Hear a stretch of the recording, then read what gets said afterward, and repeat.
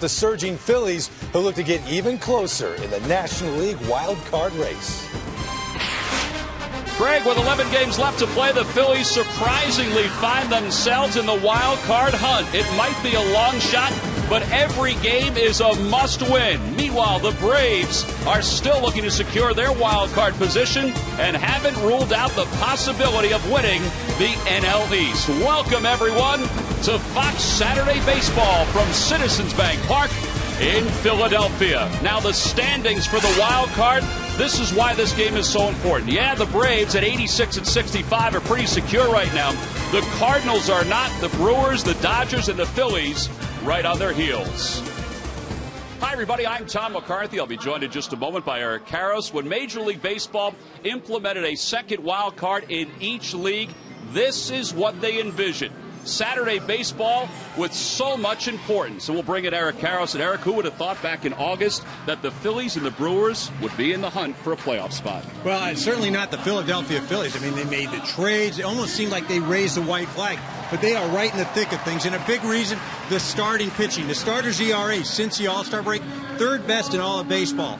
Roy Halladay gets the ball today. Now, he hasn't been great as of late. In his last couple of starts, not good. And you see 3 starts against the Braves this year, an 8.44 ERA, giving up 25 hits. Now he goes against the Braves offense and is led by Chipper Jones. I can't believe he is going to retire playing the way he's playing. Against Halladay, 10 for 20 in his career, 3 home runs and 3 doubles. Yeah, Chipper Jones gets asked that every day. Are you sure you want to retire? He said, if you knew how much my body hurt each and every day, you would retire as well. These two teams have had a great rivalry over the last 20 years, and now playoff implications. The Phils and the Braves live from Citizens Bank Park. The lineups of the first pitch coming up for a rivalry here in Philadelphia that would even make Rocky Balboa proud.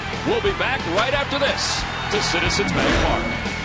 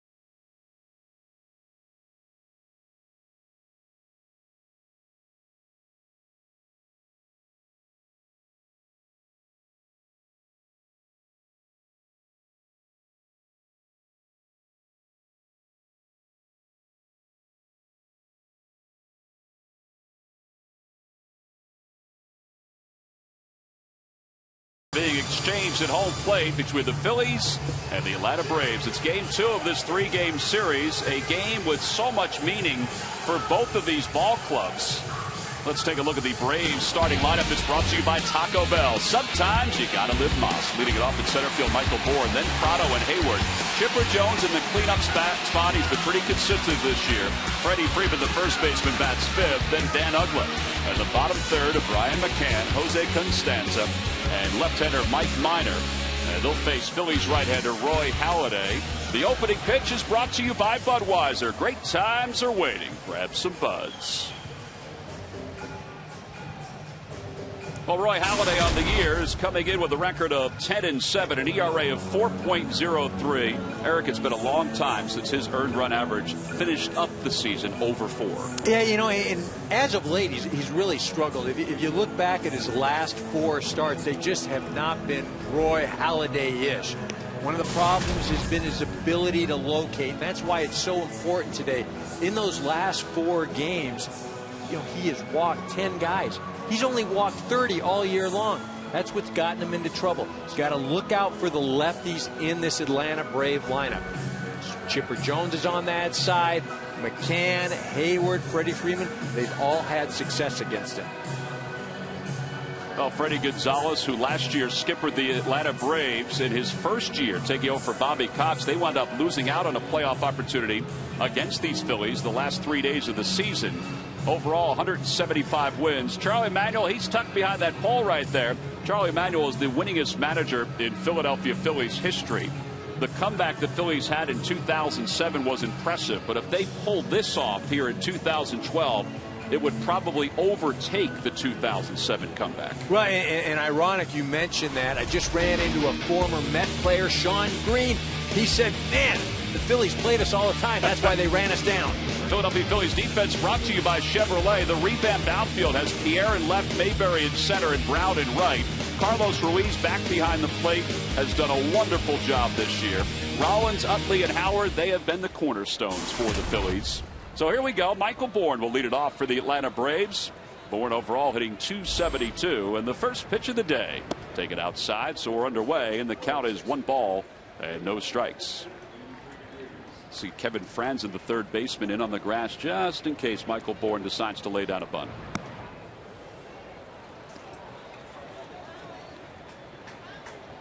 Roy Halladay behind 2 balls and no strikes. He comes into this ball game 35 years old with a record of 198 and 99 for his major league career. And now the 2-0 pitch outside, and he's just a little off with these first 3 pitches to start Michael Bourne's at bats. Well, you say a little off. The only thing I would say to that is it's been characteristic of the way he's been the last couple of games, and we hit right on the top of the show. Location, location, location. This is not the way you want to start the game. Bourne takes a strike, and it's 3 balls and 1 strike. Michael Bourne, you saw the numbers as you take a look at Martin Prado in the on-deck circle. Bourne has not had a very good second half. In fact, he's 4 for his last 38 overall. But he's still playing every day. Well, and one of the reasons he and Prado at the top of that lineup, why the Braves so successful that first half. And they've done it the second half as well, but the offensive support hasn't been there from the top. Inside, ball 4. So Bourne's aboard to lead off the first. So the first walk issued by Halladay, and I guess that's what you were talking about earlier about the command over the last handful of games. Yeah, and even Charlie Emanuel had mentioned that he didn't have the command, and then the breaking stuff isn't there. Guys are laying off of pitches, and very tough, even if you're Roy Halladay, to pitch 2-0, 1-0. So base runner for the Braves right out of the chute here in the first, and Martin Prado will be the batter. Martin Prado, 301 with 9 home runs and 66 runs batted in. The first pitch, a breaking ball taken outside. It's 1 ball and no strikes. Speaking of Martin Prado, we go back to the 31st of August, and Prado in the 5th inning, 1 on, 1 out. Phillies up 1-0. He blasted a 2-run home run against Roy Halladay. It's the only homer he has against Halladay in 25 career ABs. If there's an MVP defensively and offensively this year, it could be Martin Prado. Yeah, I was just thinking the same thing on this Braves ball club. I don't think anybody has meant more than Martin Prado. Breaking ball in there for strike 2. Martin Prado starting at shortstop today. It's the 13th time he's played shortstop. He's usually their everyday left fielder. But because of the injuries to Andrelton Simmons and Paul Giannis, he's starting at shortstop today and has been the last couple of days. Asked Freddie Gonzalez about that, and Freddie said, I think he enjoys it. I think he likes the fact that he's been successful at all these different positions. Well, the game doesn't become monotonous, and you hit a key word right there. He's been successful. I can tell you right now, if he wasn't hitting or struggling, he wouldn't be too keen on moving all over the place. 1 ball, 2 strikes the count with Bourne at first. Bourne goes. Halladay steps off. The toss to Rollins, and now they've got him at a rundown. That's probably the tough part right there. Howard trying to run him down. And Utley is able to track him down. He's out just as he got toward the first base bag. Terry Pendleton saying that Roy Halladay may have gotten in the way there. And first base umpire Scott Barry says, Yeah, I'm not so sure that there wasn't contact, albeit it didn't make a lot of difference. But that was what Bourne was trying to do, is make the Phillies have to throw the ball back and forth, and at some point possibly catch one of the Philly defenders in a baseline. We lost that there. Didn't get to see the entire thing, but when Bourne went back to head first slide, I think he may have clipped the foot of Halladay. That's what he was arguing about.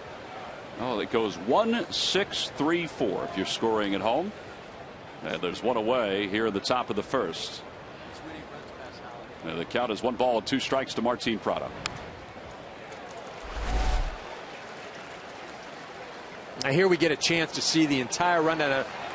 Halladay does a good job of just stepping off, getting the ball to Rollins, and now this is where Bourne takes over. He makes them make a number of throws. Now this right here is where, so you see Halladay trying to get out of the way, move his feet.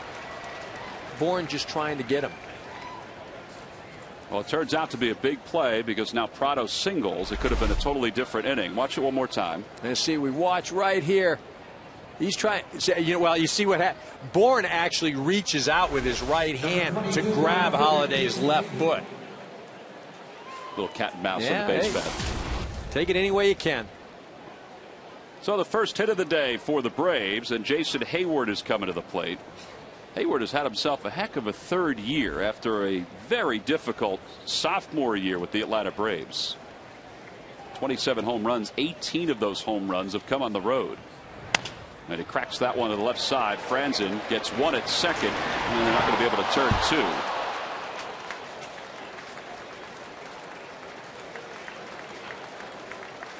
"5-4" on the put out at second. Utley just flipping it over there. He's just trying to hurry things. He doesn't really have a play. Just gets it over there just in case Hayward maybe falls down. Now the Phillies are fortunate that the screen was there covering the camera well, though Carlos Ruiz, and you don't see this that often, as the catcher was hustling up that line to back up. Here's Chipper Jones.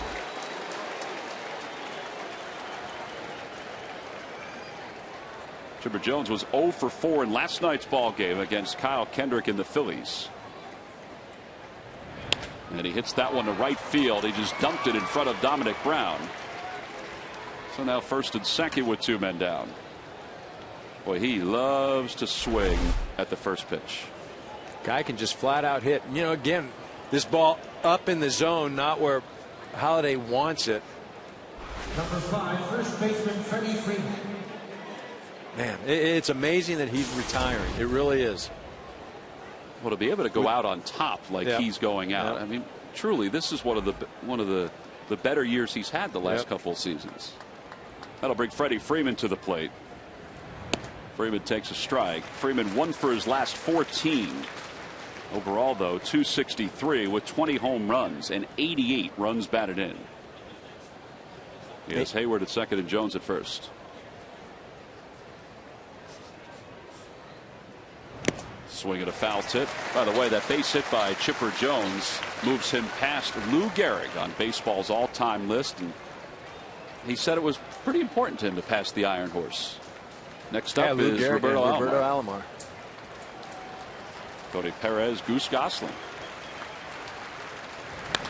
In the air to right field. That's a shot, and that one is gone off the facing of the second deck. A 3-run home run for Freddie Freeman. And the Braves take a 3-0 lead here in the top of the first. Boy, that was the happy zone for a left-handed batter.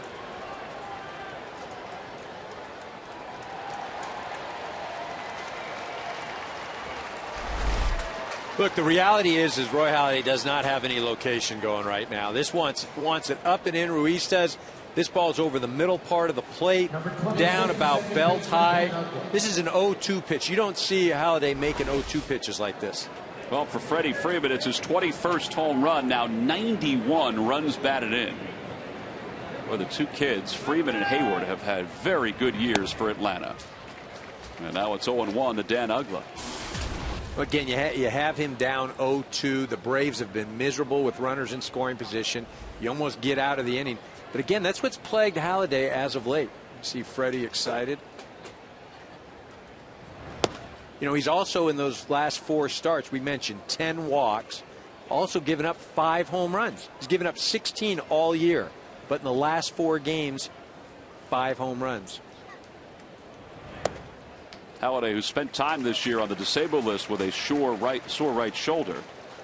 Talking to Charlie Manuel today, he's excited to see what Halladay does this offseason in preparation for 2013.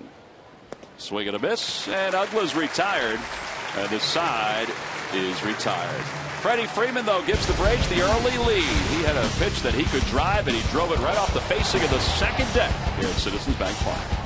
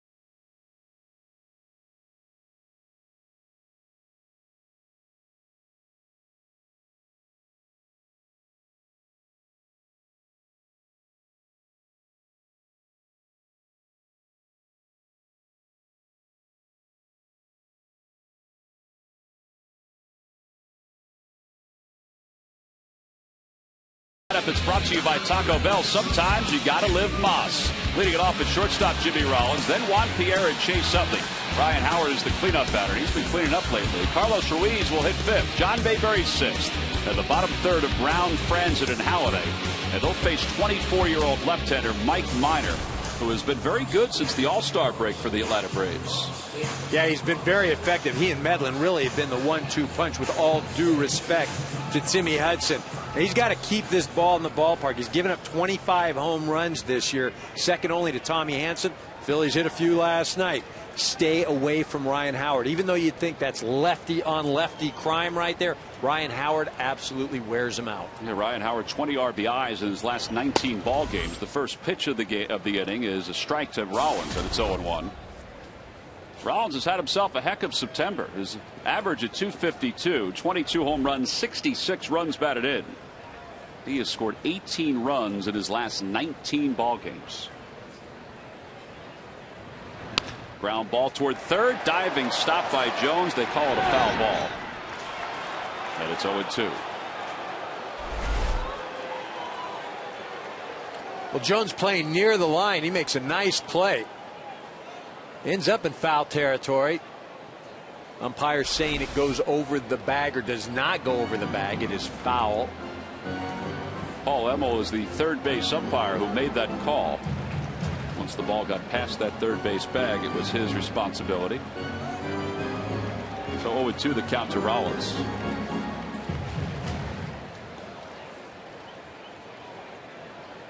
Rollins has reached base safely in 16 of his last 19 ball games. He's been one of the big catalysts for the Phillies' turnaround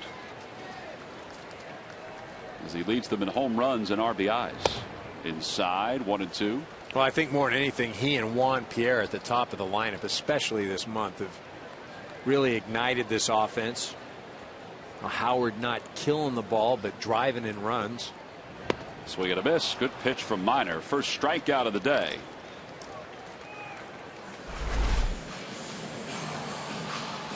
As he just takes something off and Rollins out in front of that ball. More important where that location was, because that's something that even if Rollins does hit, probably beats that into the ground. Now with one away, Juan Pierre is the batter. Pierre 318 overall with a home run and 25 RBIs.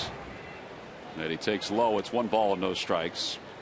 He has had a remarkably strong season, considering he hasn't played every day and has still stolen 35 bases.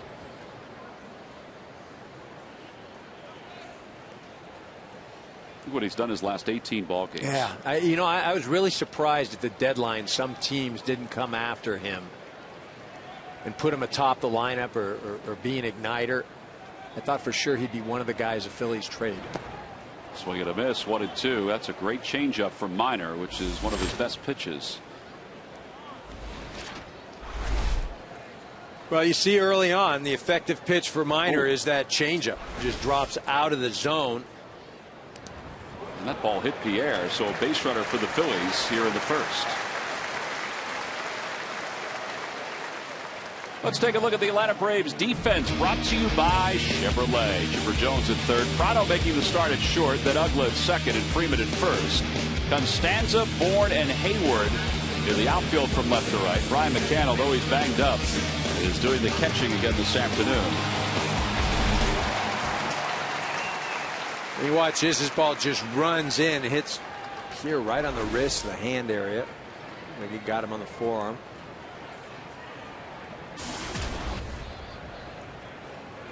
Chase Utley's numbers are rising, 267 with 11 home runs. Quick toss over to first. And Pierre is back. Pierre will run, as you know, 35 stolen bases this year. The opposition is 10 for 12 against Mike Minor so far this season. Inside corner, and it's 0-1.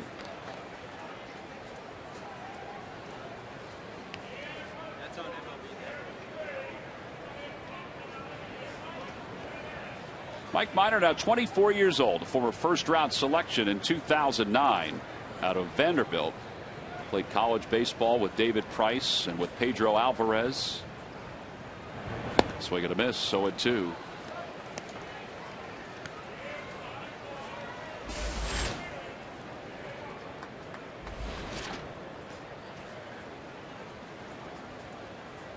Minor says he texts David Price every once in a while. He said his success, which is he's had a heck of a year on the mound for the Rays. He said his success couldn't happen to a nicer guy. Hey, great personality. Swing and a miss. Utley loses the bat, and it's the second strikeout for Minor. And you see another off-speed pitch. Minor establishing it early that he will go to the off-speed. This is the breaking ball.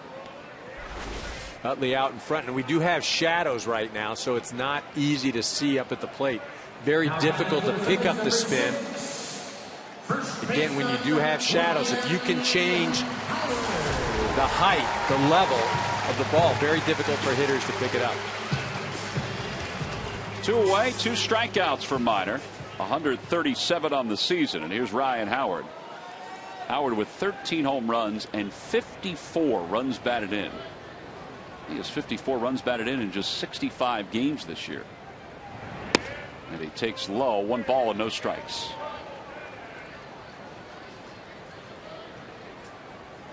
Ryan Howard, 41 home runs against the Braves since 2005, the most for anyone against any team since 2005.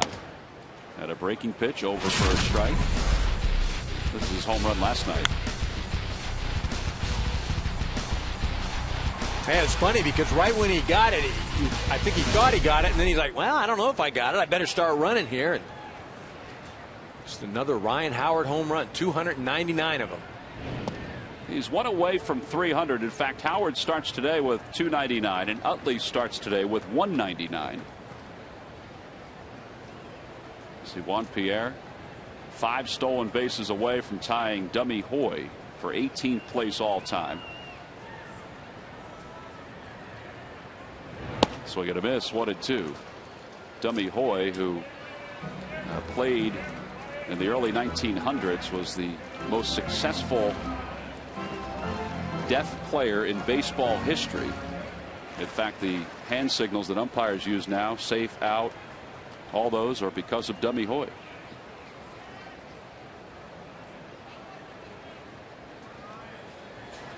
Now it's 1 ball and 2 strikes to Howard. Inside, 2 balls and 2 strikes. Not a bad pitch. No, a good spot, and again, continuing to go after the Philadelphia Philly hitters with breaking balls, off speed stuff.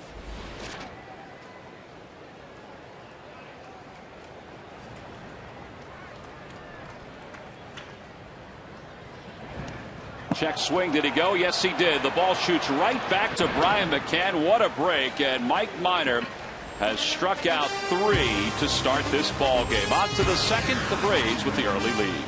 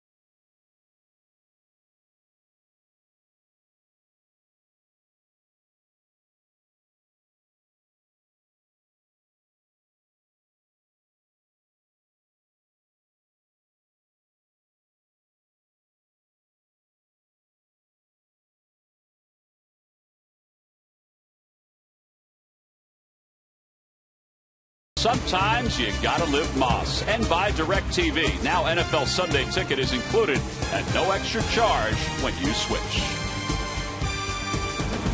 On to the second, Brian McCann will lead it off for the Braves. McCann, a .230 hitter with 20 home runs, 67 runs batted in. Boy, has he done some damage against the Phillies this year. 6 home runs against the Phillies. And nearly 30% of his RBIs have come against the Phils. And he takes a strike, 1 ball and 1 strike. He has 2 grand slams against the Phillies this year, including 1 against Halladay. Well, he's the type of guy, obviously, very productive the last few years, been battling a ton of injuries. But still somebody that you have to be aware of if you're the opposing teams. You mentioned 20 home runs this year. Freddie Gonzalez said today that McCann will probably have off tomorrow. Tim Hudson is scheduled to pitch tomorrow for the Atlanta Braves, so David Ross will be behind the plate.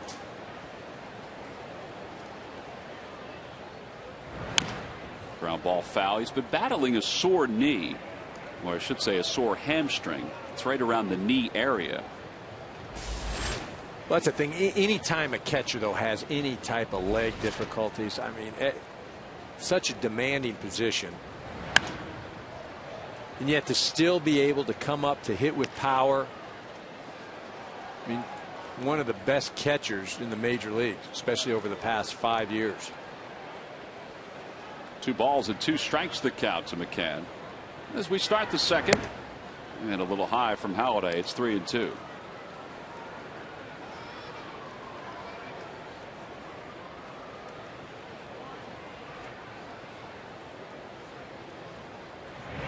And ball 4. So the second walk issued by Halladay. Let's go to Greg Amsinger at the MLB Network studios for a DirecTV game break. Greg?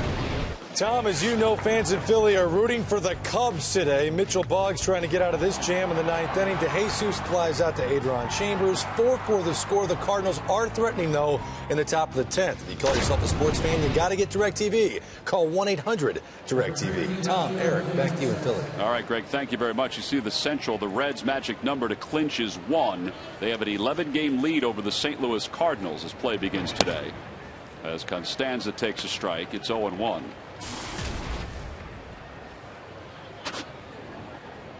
Constanza 267, no home runs, 4 RBIs. With Prado playing shortstop, Constanza gets a chance to play in back-to-back games out in left field.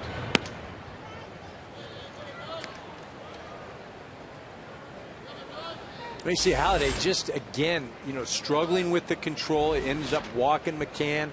The first pitch to Costanza ball. Now, granted, he's even the count, but just not typical Halladay. Fouls it away. 1 ball and 2 strikes.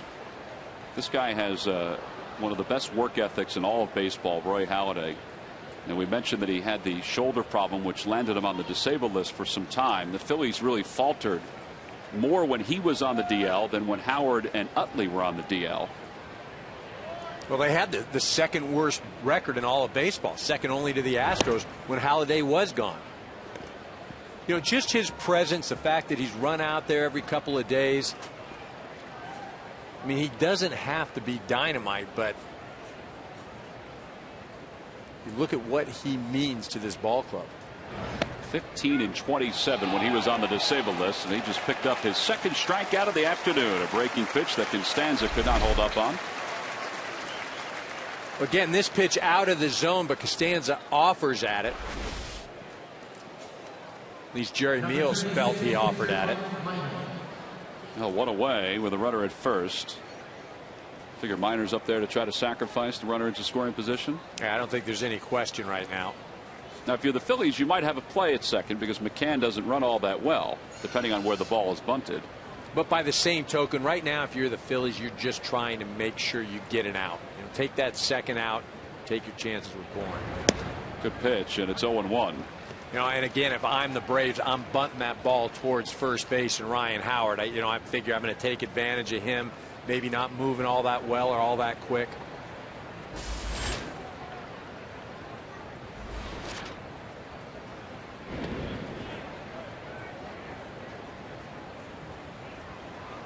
See, just keeping McCann honest over there. The only way Howard's going to get in quick is to leave early, but then that means you're susceptible to McCann taking off. Minor tried to bunt it up the first base line. It goes foul, and it's 0-2. Taking a long look over at Brian Snitker in the third base coach's box. The great Terry Pendleton over in the first base coach's box for the Braves.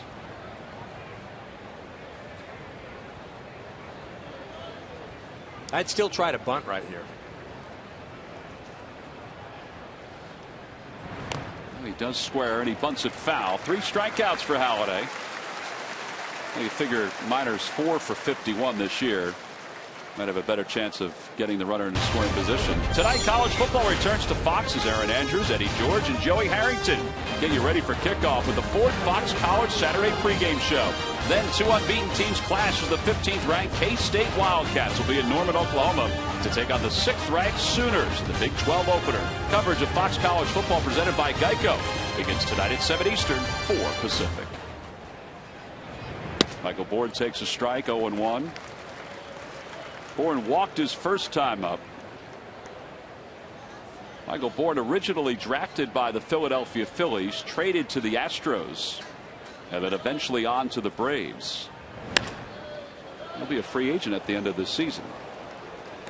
You know, and I think that if you look back at this year, it was right around the All-Star time. He was selected for the All-Star game. There was a lot of talk of, is he going to re-sign with the Braves, the impending free agency. And I'm not saying that that had something to do with this tailspin that he's had.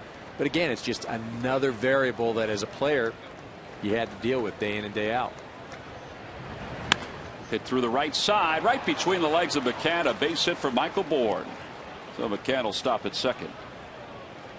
And it'll bring Martin Prado to the plate. I think sometimes we forget, that there is pressure when guys are thinking about that next contract. Now you watch McCann right here. This ball goes right between his legs, and he turns all the way around. Watch this here. Look at that. Look at that huge lead. Remind you of Ricky Henderson. Watch this. Oh, gets out there to right field. Yeah, but getting back to what you were saying, Tom, about the pressure. It's not real world pressure, but it is pressure in that it impacts how you play the game. It's just something else to think about, and it's difficult enough to play this game when your head is clear. Martin Prado, who singled his first time up, takes a pitch low. 1 ball and no strikes. 40 pitches so far for Halladay, and he has 2 runners on and 2 outs here in the second.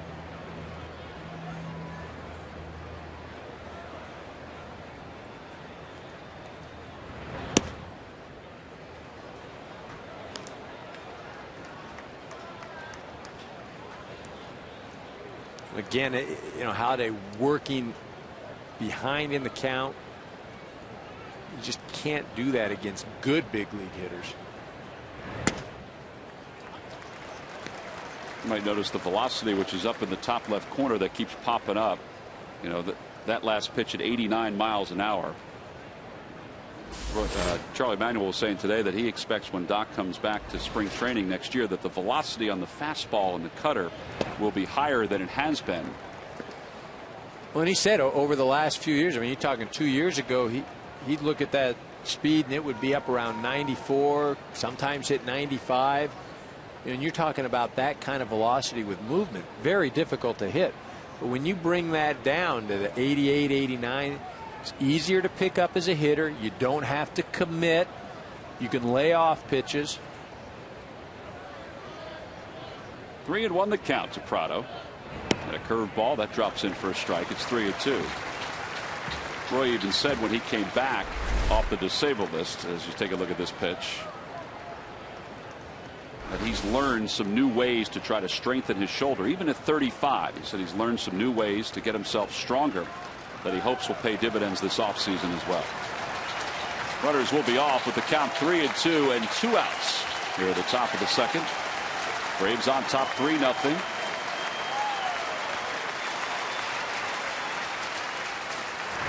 Breaking ball up high and inside. So 3 walks now for Halladay, and the Braves have the bases loaded here at the top of the second, and Jeremy Horst is up and throwing in the bullpen as Rich Dubie's coming out to talk to Halladay. Now that's surprising. Yeah, you didn't expect anything like this, and again, he's missing with his location, doesn't have a lot of velocity on the ball, has gotten himself into trouble, thrown a ton of pitches. I'm not sure that the guys in the Phillies dugout are seeing that he has the stuff to get himself out of a jam. And right now, you're not into, hey, let's let him work his way out. These are must-win games. The Phillies don't have any room for error. 45 pitches so far, and still 1 out to go here in the top of the second. Give the Braves some credit, too. They've been pretty patient with him and letting him work the counts. Well, and I think if you look at his last couple of starts, that's the approach you have to take. He's given up home runs. He's walked guys. That means that he's not hitting his spots. You see the base runners now. Jason Hayward, who reached on a fielder's choice, is only time up. Fastball outside, 1-0.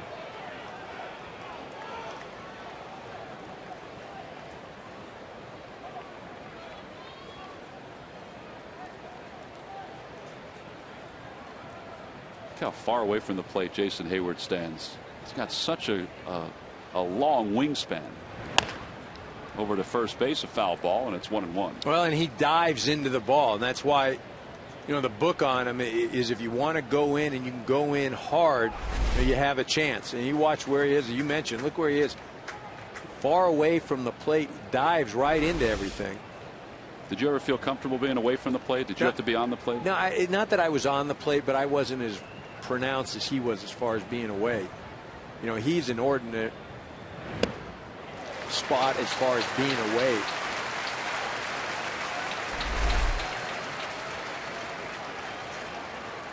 You see, you go in there, ties him up.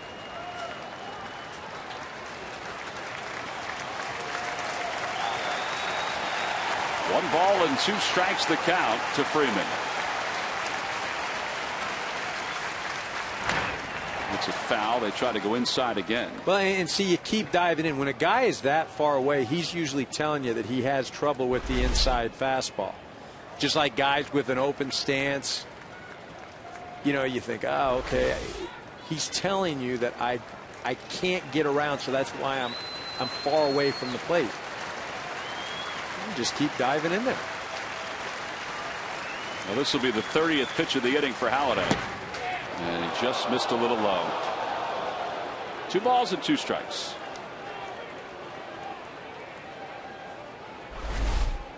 That's a nice pitcher's pitch right there. They've been going in, has them set up outside. It's awfully a good, close. Yeah, it's a good pitcher's pitch. Yeah. Yeah, if you're up there hitting, you don't want any part of that. Now Ruiz will go out and chat with Halladay. I think more than anything, just trying to calm him down a little bit.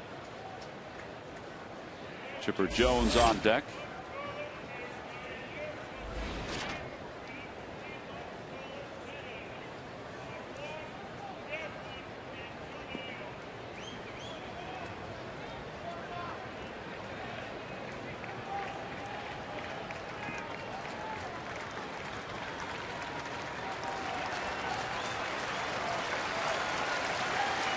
Now the 2-2 pitch. Breaking ball hit in the air down the right field line. On the run is Dominic Brown. It's a fair ball, and it's going to go to the corner. McCann scores. Here comes Bourne. Prado's being waved home. Utley's throw to the plate is not in time. It's a 3-run bases clearing double for Jason Hayward, and the Braves are on top 6-0. And here comes Charlie Manuel, and surprisingly, that is it for Roy Halladay. A 3-run home run by Freddie Freeman in the first, and now a 3-run double by Jason Hayward here in the second inning. And Jeremy Horst is coming into the ball game. 2 outs, top of the second, and we have a pitching change here in Philly.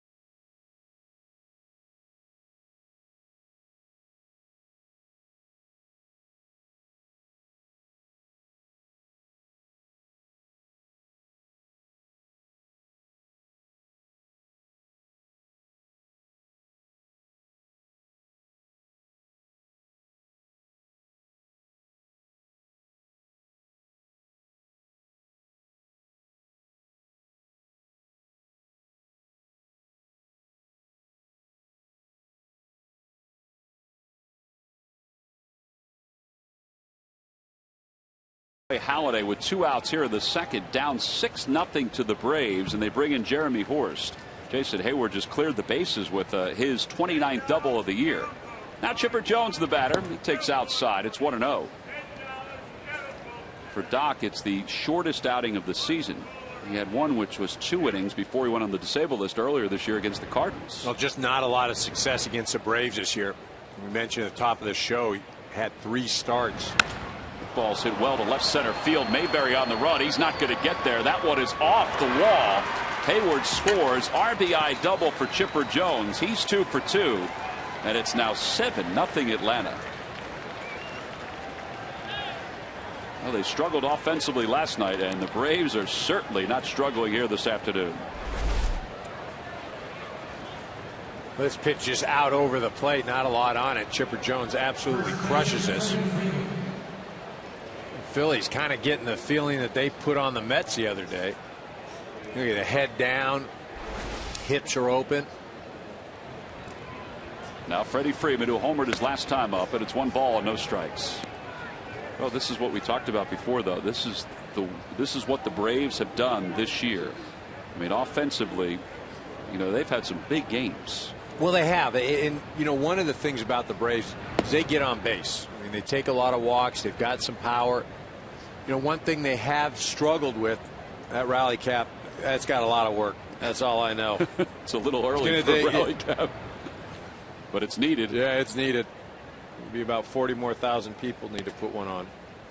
But getting back to the Braves and offensively, I think for me, watching them today, what they've done, they've hit with runners in scoring position. And that's something that they have not done well at all.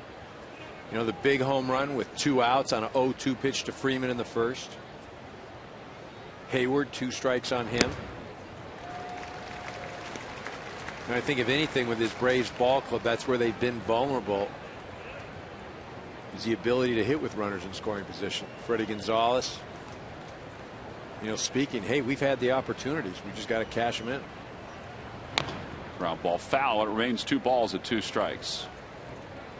The other thing about the Braves, with all their struggles last September, their focus this September is not on the wild card, but it's winning the division. So they're not, they're not settling. They're trying to go for the top of the division, and if they get the wild card, they get the wild card. Yeah, I don't think there's any question. Very aware of what happened to him last year. Well, 8 men come to the plate in the inning for the Braves. They score 4 runs. They take a 7-0 lead as we go to the bottom of the 7th.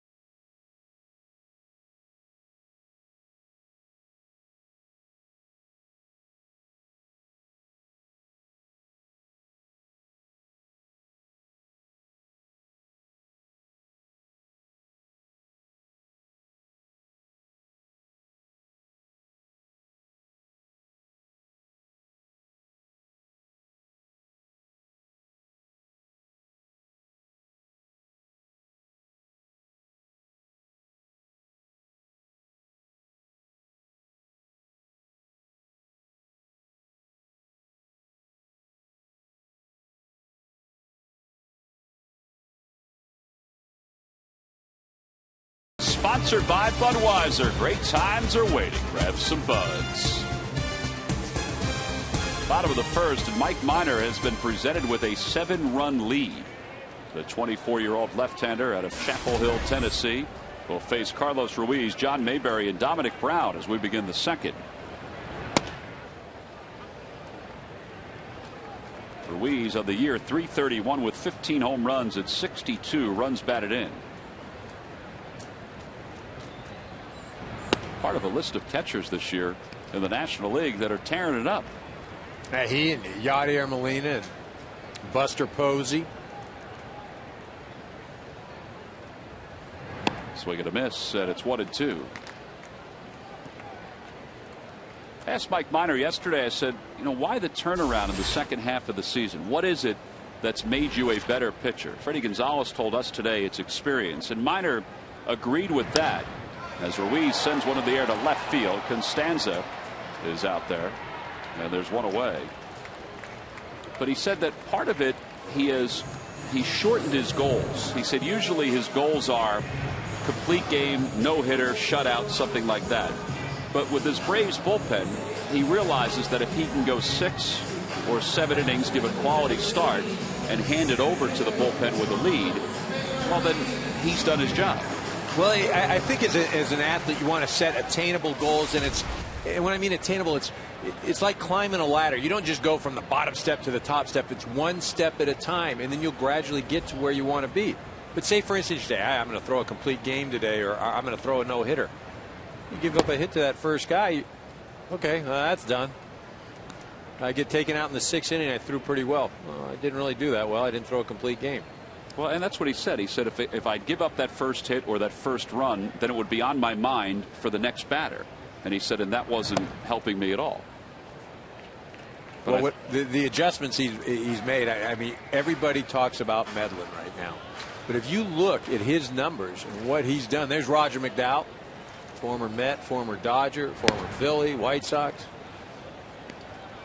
If you look at what, getting back to Minor, what he's done since the All-Star break, I mean, he and Medlin, the top 2 ERA in the National League as far as being low. When you consider their age, too, that's a shot in the arm for this Braves ball club. 2-2 the count to Mayberry. He said the other part is that he would look at scouting reports that they're given, and it would say, all right, throw Mayberry a slider here and you'll get him out. Well, he said, well, my slider may not be as good as the other guy's slider, so now I just use the game plan as a reference, but then I decide on my own what's working and what's not working.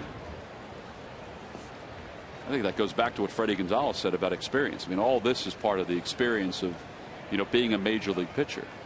Of learning, of maturing, of finding out what works for you. And again, you just hit it right on the head. Pitch to your strength, not necessarily somebody else's weakness.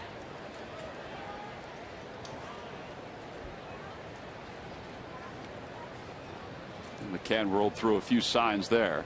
Minor is a fastball, curveball, slider, and change pitcher. And the changeup and the fastball are listed as his out pitches.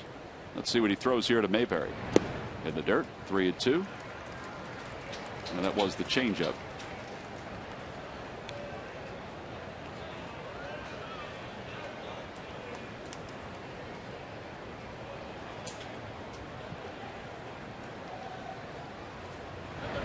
Ground ball foul past Juan Samuel.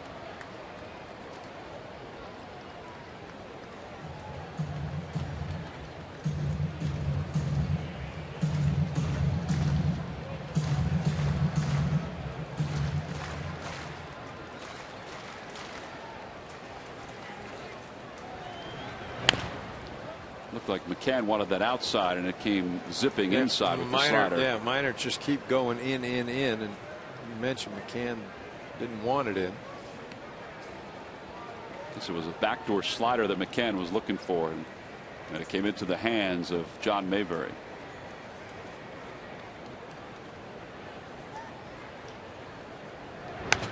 Another foul ball. It remains 3 balls and 2 strikes. Mayberry's done a nice job this year. Few home runs, done really well against left-handed pitching, hitting better against righties. controlling that center field well. He took over center field when Shane Victorino was traded to the Dodgers. He fouls another one off. This is a 10-pitch at bat so far. And that was number 11.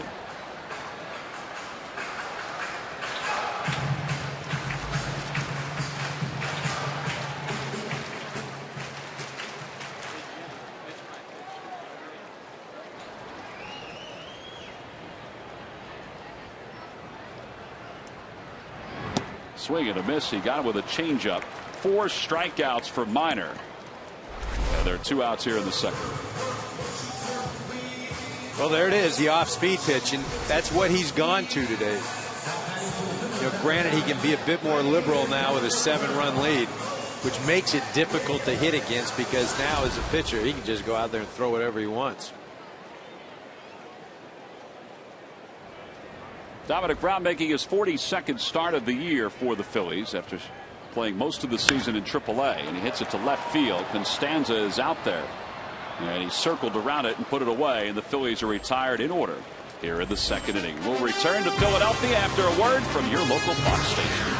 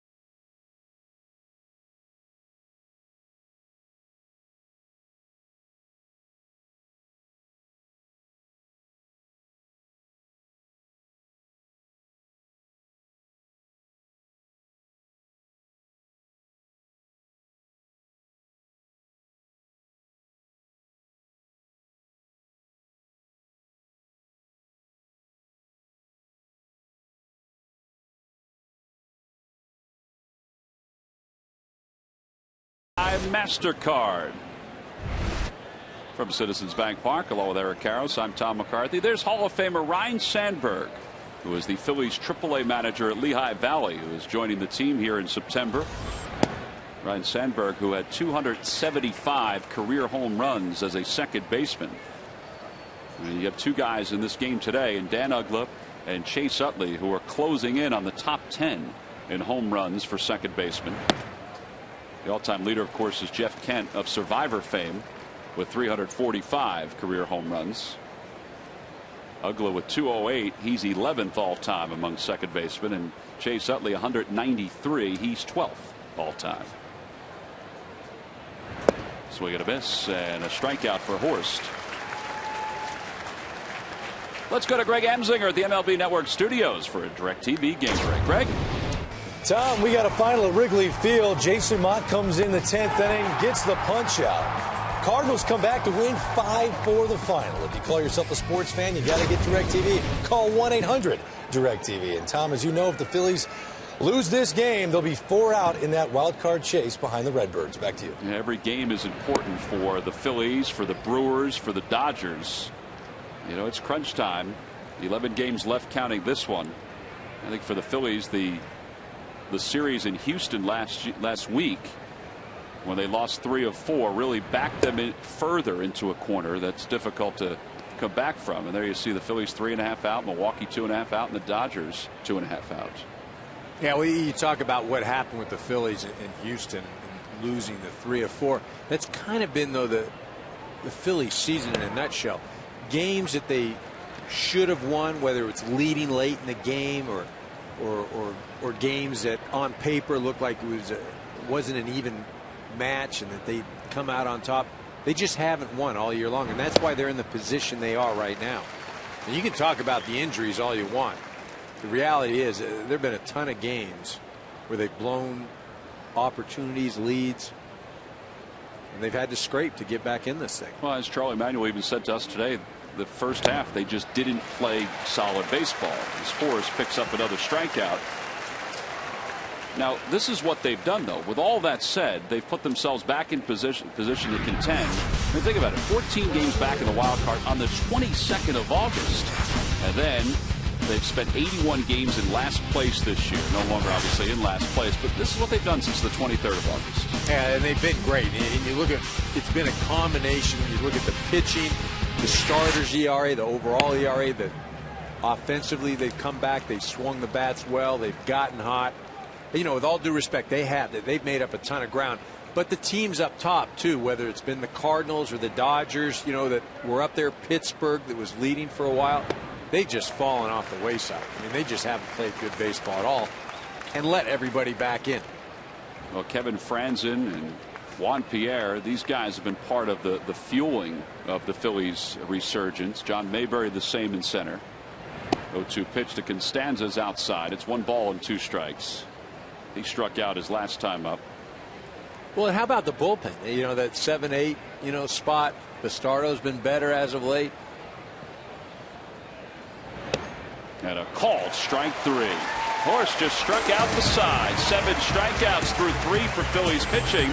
However, they trail it by 7.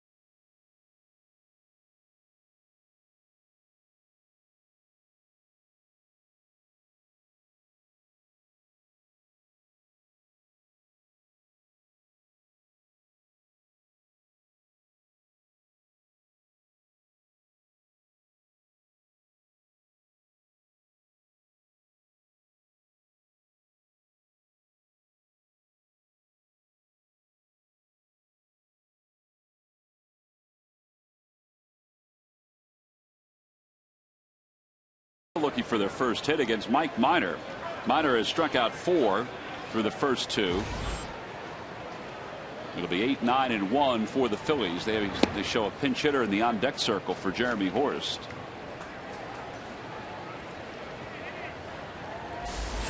There's Darren Ruff, the rookie, who was in the on-deck circle.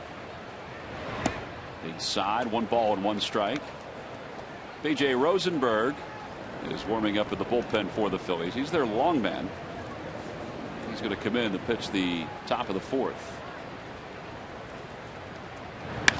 Franzen sends one to the air to center field. That's pretty well hit. Bourne on the run out toward the track, and it's off the wall, and it shoots along the warning track. Franzen on his way to third, and he'll be held up there. It's a leadoff triple, and it's the first hit of the day for the Phillies. Well, you figure if it wasn't for that stress fracture in his leg that he might have a chance to score on this one. Well, he absolutely crushes this ball. You see Michael Bourne, he's going to go make the play, and then he's getting a little close to the wall, so he becomes a bit more tentative, and rightfully so. Now you see Franzen, he's hustling out of there, running as fast as he can. As you mentioned, he has that stress fracture. You can see right there, limping a little bit, easily gets into third. I want to go back to the Bourne. You know, if this is a game that means a lot, I say he's going to run into that wall, but he means more to this team playing every day, and that is a smart play to pull up right before he hits that wall. It's also a good job by Jason Hayward to be over to the back up. Here's Darren Ruff. Ruff making his first appearance here in Philadelphia. He had a couple of at-bats on the road for the Phillies. Darren Ruff was the minor league home run king this year. Yeah, you see him get there, and then he's like, no, I'm not so sure I'm going to run into that thing, even with pads. And yes, the Dodgers, Matt Kemp did that a few weeks ago in Colorado, ran full steam into a fence, and hadn't been the same since. 0-2 the count to Ruff. Ruff this year down in the minor leagues hit 38 home runs. In fact, he broke Ryan Howard's Eastern League or Reading Phillies record for home runs in the season. Finished just shy of the Triple Crown in Double-A. And he lays off 1 ball and 2 strikes. Rollins on deck.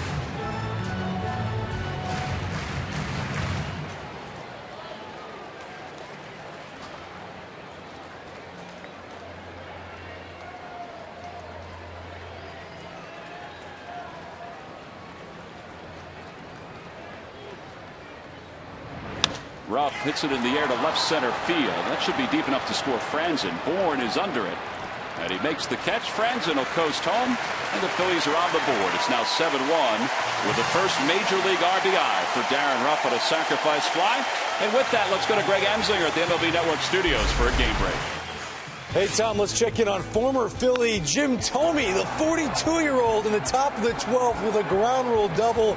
Gives the O's the lead. They tack on another 8-6 to score in the 12th. If they hold on, Tom and Eric, it'll be the Orioles' 16th straight extra inning victory. Back to you. That is a remarkable number. Their numbers in 1-run games and extra inning games this year have certainly been a huge reason why they're near the top of the American League Well, East. and that's why you got to you look at that club and you say this just might be their year. I mean, things are going so darn well. Rollins a swing and a miss. It's 0-2. First winning season since '97. Buck Showalter's done a very nice job with the Orioles. Give Dan Duquette credit. In his first year as the general manager, he's made some good moves. Well, 15 straight extra inning wins. So there's, like I said, there's something else going on there. I mean, that just defies the law of averages. And you look at what's really astounded me is their, runs allowed and runs scored. They're in the minus category. I mean, you're in the minus category. You're in the second division. 1-2 pitch to Rollins. Hit in the air, foul off to the right, and out of play. And how about Jim Thome? Phillies trade him to the Orioles to give him a chance to win a world championship. And he just keeps on keeping on. I remember playing against him in the minor leagues. He was a third baseman, a doubles hitter. Charlie Manuel was his manager. Cleveland Indians chain. Charlie got a chance to manage him for part of this year when nobody really wanted Jim Thome in the offseason. The Phillies brought him in, and they sent him to Baltimore Second manager in NL history with 5 straight division championships. Rollins hits it toward the hole. Prado can put that guy anywhere.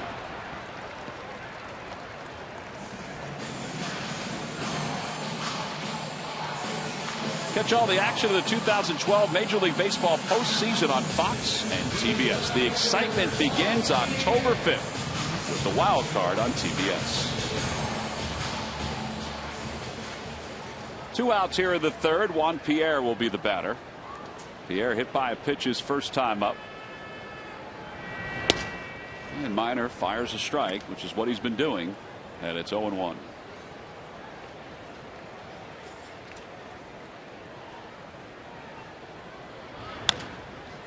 Over the head of Minor, picked up by Prado. As we said, it's almost as if he was born to play the position. A run for the Phils. We've completed 3. B.J. Rosenberg's coming in when we return.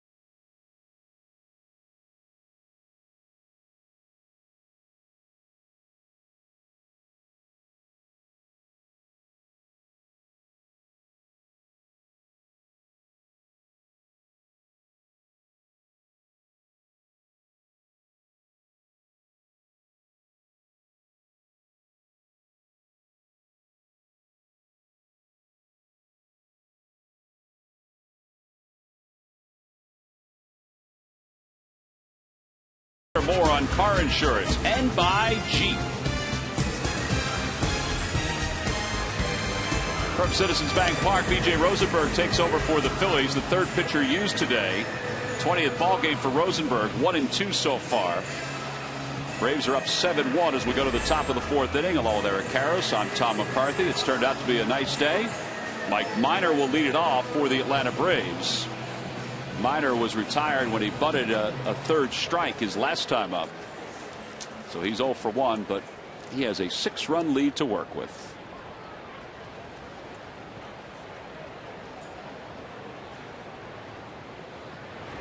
And the first pitch from Rosenberg is hit to the right side. Utley will take care of it.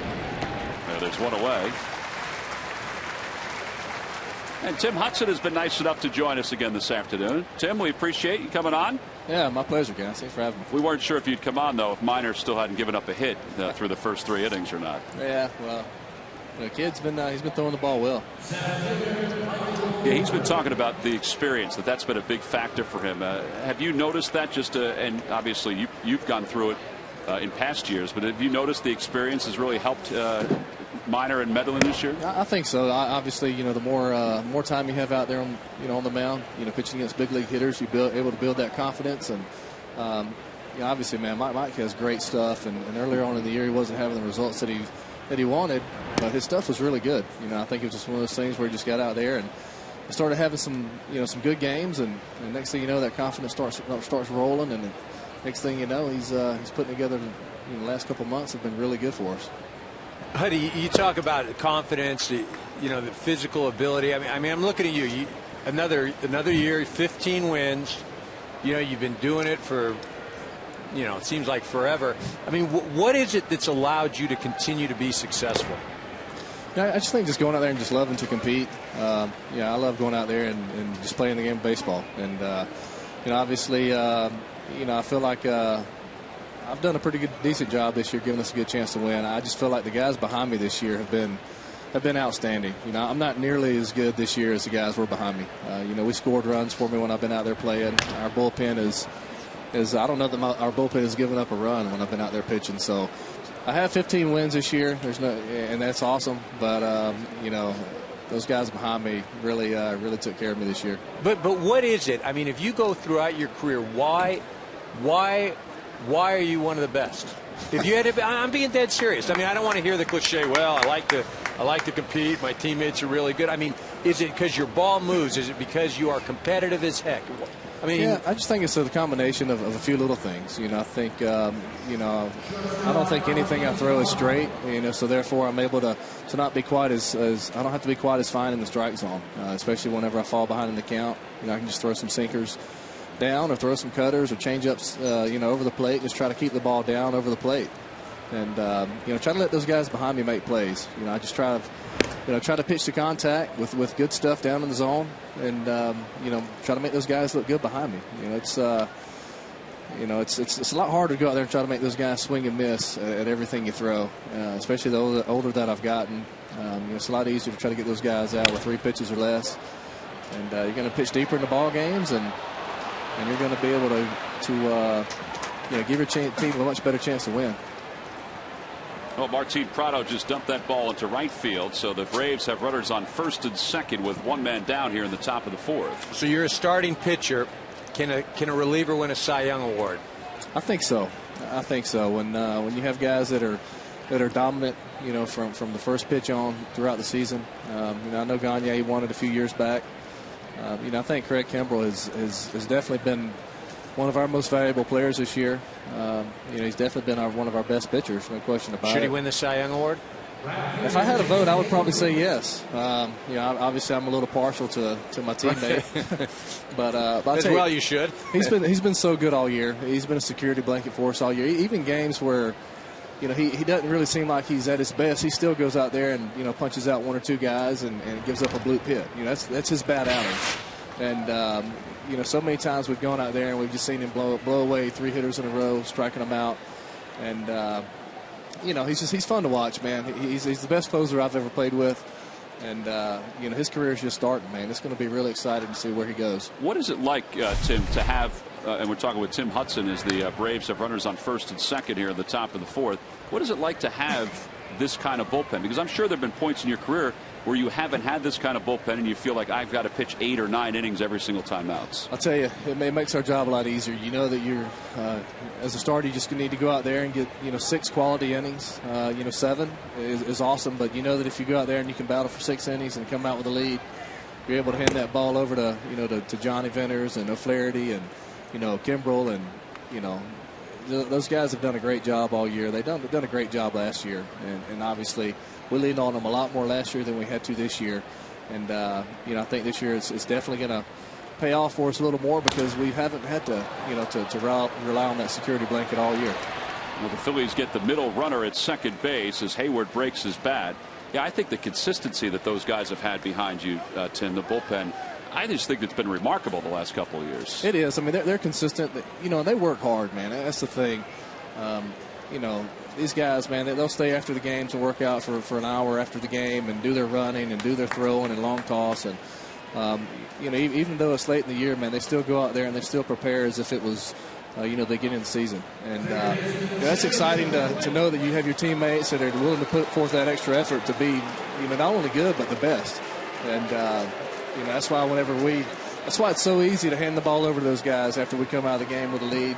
And, they're going to go out there and bust their tail for you and try to put up that 0 to give you the win. Chipper Jones, the batter. The first pitch is taken outside. It's 1 ball, no strikes. Any one of Chipper's gifts that stands out that you've liked that you wish you got your hands on? They've all been really cool. It's been exciting to watch you know, his last year to be a part of it. And you know, I don't know, man. It's you know, San Diego gave him a surfboard. I thought that was kind of cool, kind of unique. I don't know if the old man can quite hang 10 or not, but I'm sure it's something he'll maybe find out after he's done. But it's been fun being a part of it. I tell you, I've had the pleasure of being a part of his last year and Bobby Cox's last year back in 2010. And you know, it's just it's been fun to see. It's been great to see how the fans from other ballparks have received him and showed their appreciation for what he's done for the game of baseball throughout his career. And he's having a heck of a year, man. I mean, he's a freak. Ball's hit foul off to the left and out of play, and remains 1-2. So why will you guys be successful in the postseason? I mean, what is it that's going to allow you to win a World Series? Well, you know, I'm hoping and I believe that we're hitting our stride at the right time. You know, I feel like we're playing some better baseball as the season comes to a close as opposed to last year. I mean, we couldn't have played worse baseball last year come crunch time, and that's the reason why we didn't make the playoffs. So I think this year we're playing our better baseball. I think our pitching is getting better. I think our starting pitching over the next couple of weeks obviously needs to make a couple more strides forward. And, you know, Chris Medlin is a guy that has came in and has really given us a shot in the arm. You know, he's a guy that we've leaned on, you know, pretty heavily over the last month and a half. And, you know, he's taken this opportunity and really running with it. And, you know, I'm excited for him. He deserves this opportunity to show not only the Braves but, you know, everybody in baseball what kind of pitcher he is, because, you know, everybody around here has felt like he's been one of our best pitchers for, you know, the last few years. You know, he just was hampered with a little bit of an injury there for a year. But, you know, we're excited about where we're at as a team. Just need to get healthy. Need to get Simmons back at shortstop, and you know, get some of these older guys that are nicked up a little bit, you know, back to 100%. I think we're going to be ready to go. I know Freddie talked to you guys today as he's kind of reconfigured the rotation for the last 10 days of the season, and it's sort of lined up that you or Chris will be, you know, could be the starters in the postseason to start the postseason. You think he is looking forward to that chance? Chris Medlin? Yeah. Absolutely. Absolutely. He's a pretty high-strung guy, but I know he's excited about it. All right, Tim, we appreciate it, man.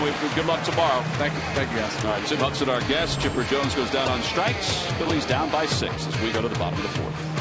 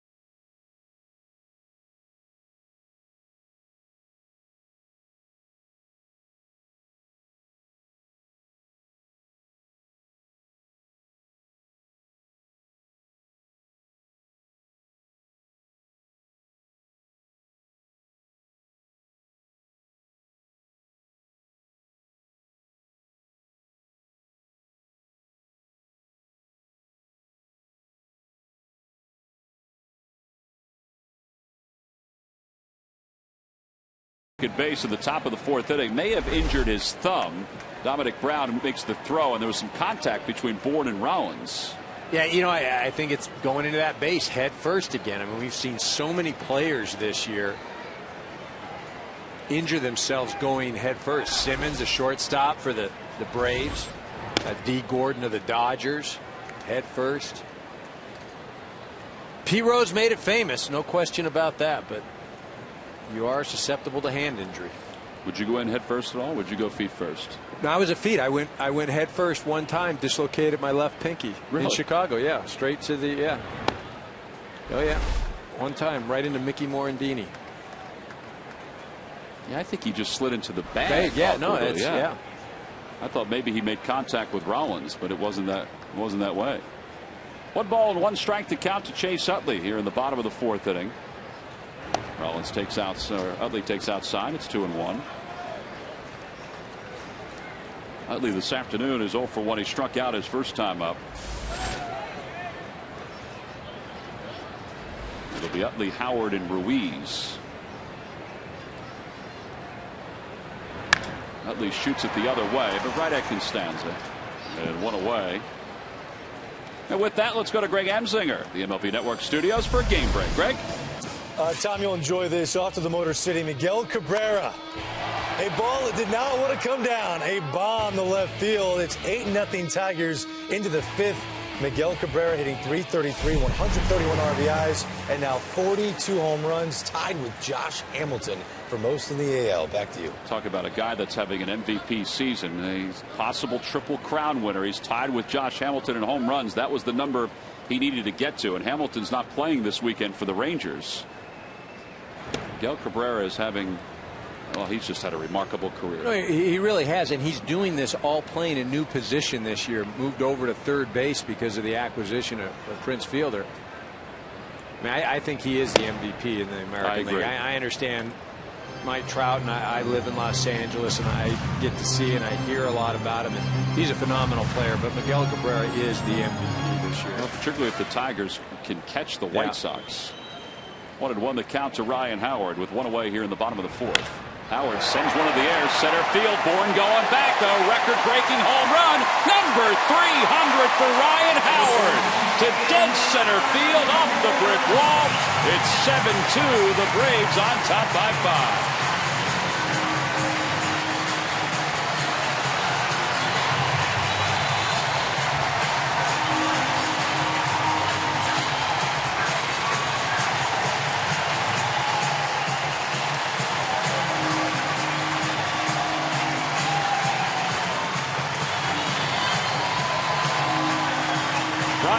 Becomes the 2nd fastest hitter to 300 home runs, right behind Ralph Kiner, and he becomes the 2nd Philly to reach 300 home runs. Mike Schmidt the other. It was just a matter of time. Well, we said it at the top of the show that Minor was going to have to stay away from Howard. Howard absolutely wears him out, coming into the game 5 for 12 with 2 home runs, and that that thing was crushed. And that's 4 home runs in his last 4 games. That ball's hit well. Hayward going back, and he has room, and he makes the catch at the warning track. Boy, this one just sounded like it was going to go far. That thing, it's like you said, it almost sounded like somebody just shot a shotgun or something. And, you know, there's a certain sound that comes off guys' bats that you just know. Ryan Howard is one of those guys, and when he hits it right, it just sounds different. And I remember when I played, there was a guy named Fred McGriff who just...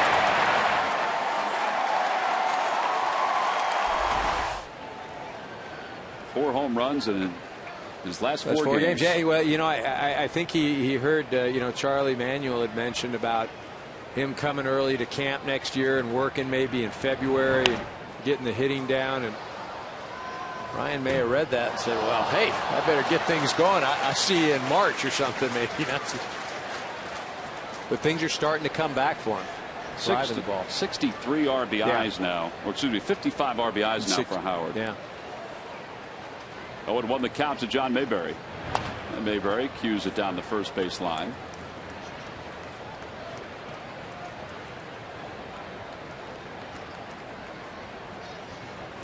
It was 5 or 6 days ago that folks were wondering if Howard would be able to have this kind of run in September. Now he has 21 RBIs in 20 September games. because he had really been struggling on the last road trip for the Phillies.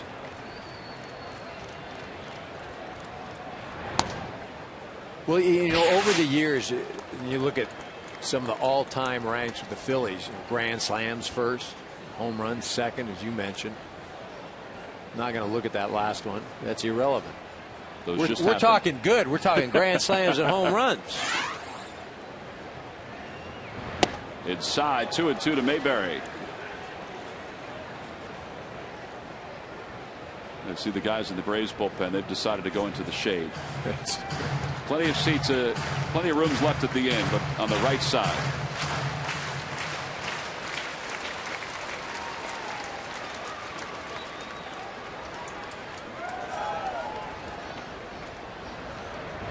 Swing and a miss.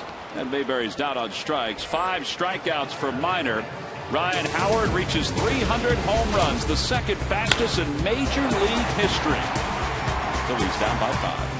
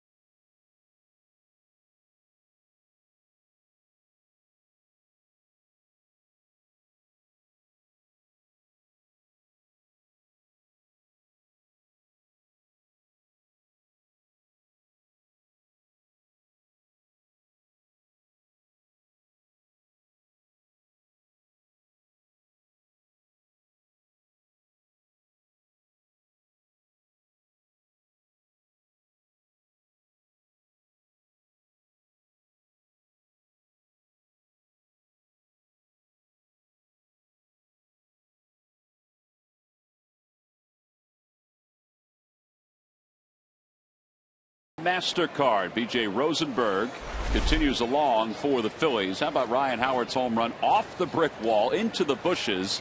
But they have people to look for those baseballs. So here we go. One of the grounds crew members has found the baseball, and then we'll get it into the waiting hands of Mike Buchholder, who is the head groundskeeper, who will then bring it inside to make sure that Ryan Howard has it forever. Great that way when it's that clean, it's that easy. I was waiting for somebody to flip it into the stands there, show a little something. 300 home runs for Ryan Howard. There's going to be more milestones after that one. Big time. Freddie Freeman hits one on the ground toward first, and Howard will take it to the bag, one away. Tomorrow on Fox NFL Sunday, the Buccaneers take on Tony Romo and the Cowboys in Dallas, or the Lions, Titans, 49ers, Vikings, or Rams, Bears. Or LaShawn McCoy and the Eagles head to Arizona to battle Larry Fitzgerald and the Cards, or the Falcons square off against the Chargers in San Diego. Coverage begins tomorrow with the Built Ford Tough Fox NFL Sunday pregame show at noon Eastern, 9 a.m. Pacific. Michael Vick will take on Kevin Cobb.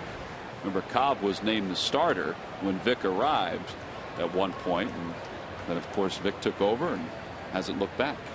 And Cobb on to Arizona. Well, and remember, Cobb was not the starter at the beginning of the season this year. That's right. Dan Uglow swing and a miss. And it's 1 ball and 1 strike. Well, Freddie Gonzalez's team has jumped out to a 7-2 lead here in the 5th, thanks to the 1 through 5 hitters. 6 through 9 have 6 strikeouts.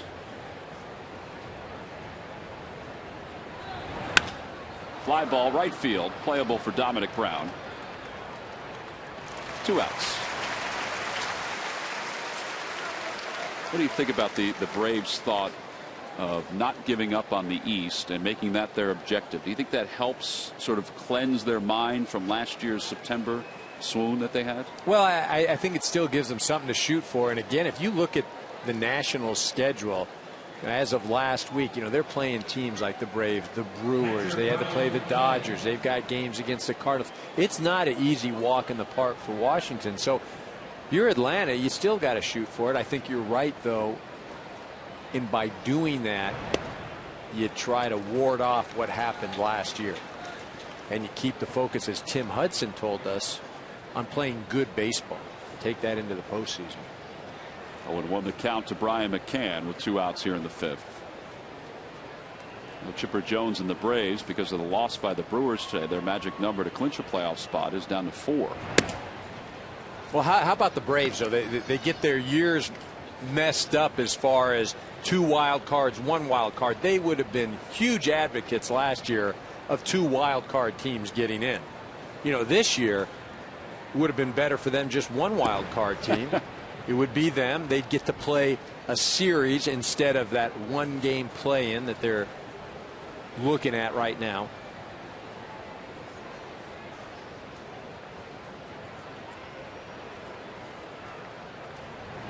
Inside and low, 3-1. But last year, and all the Braves fans know, they led the Cardinals by 8.5 on September 1st and then finished 8-18 with 3 losses to the Phillies to end the year.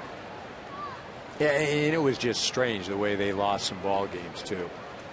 I remember them losing a game in Florida. Chipper Jones loses a ground ball in the lights. And then Omar Infante, who hadn't hit a home run in ages, hits one off of Kimbrel. They lose that game. I mean, granted, I don't want to take anything away from the Cardinals, what they did last year, because they won and they had to win. But they had so many things go right for them that they didn't have any control of. Well, this is going to be a 1-2-3 inning for B.J. Rosenberg. So we're through 4.5 here at Philadelphia. The Braves jumped out to the early lead, and they're hanging on by 5.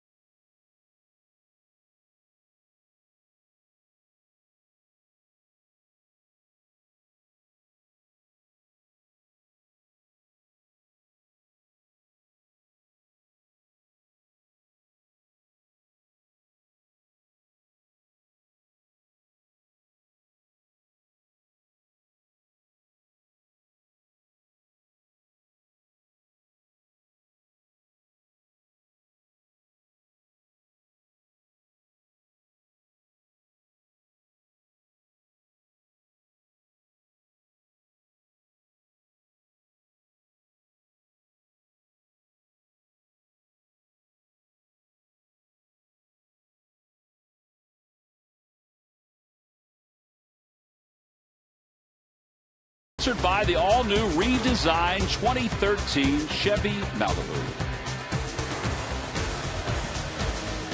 Jake Diekman is warming up in the bullpen. It'll be Brown, Franzen in the pitcher's spot. One more of the young arms the Phillies have out in their pen. Dominic Brown flied to left his first time up. Mike Minor's first pitch of the 5th. Take it inside. It's 1 ball and no strikes. Minor has allowed 2 hits so far. A triple to Kevin Franzen and a home run to Ryan Howard, and that's it.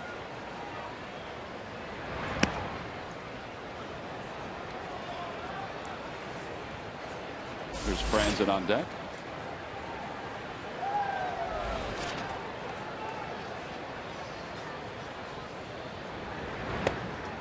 Minor was selected, as we said before, in the 2009 draft in the first round. He was originally selected out of high school by the Tampa Bay Rays in 06. That 09 draft included Steven Strasburg, who was picked first. Dustin Ackley from the Mariners, who was picked second. Drew Storen of the Nationals was picked 10th, and Mike Trout was picked 27th by the Angels. 2-2 pitch to Brown. Ball is hit back towards second, and Dan Uggla's there. And one away. It'll bring Kevin Franzen to the plate. Franzen tripled his last time up, and what a story he has become, not only in Philadelphia but around the majors. A guy that was originally drafted by the Giants. That's when he was in the big leagues. He's been pretty good for the Phillies. Well, he really has, and he kind of fits that blue collar work ethic that is so noted in this city. Again, playing with a stress fracture in his foot, goes out, just does the job. You know, grinder, doing a real nice job. You see, he's got that pine tar on his helmet. He said last week when the Phillies were in Houston that pine tar is on his helmet. A is because he likes it, but because of Craig Biggio. Remember Biggio had all that tar on his helmet? It was caked on there. Ground ball over to third, a foul ball. 1 ball and 1 strike to Franzen. Now 30 years old, out of San Jose, California.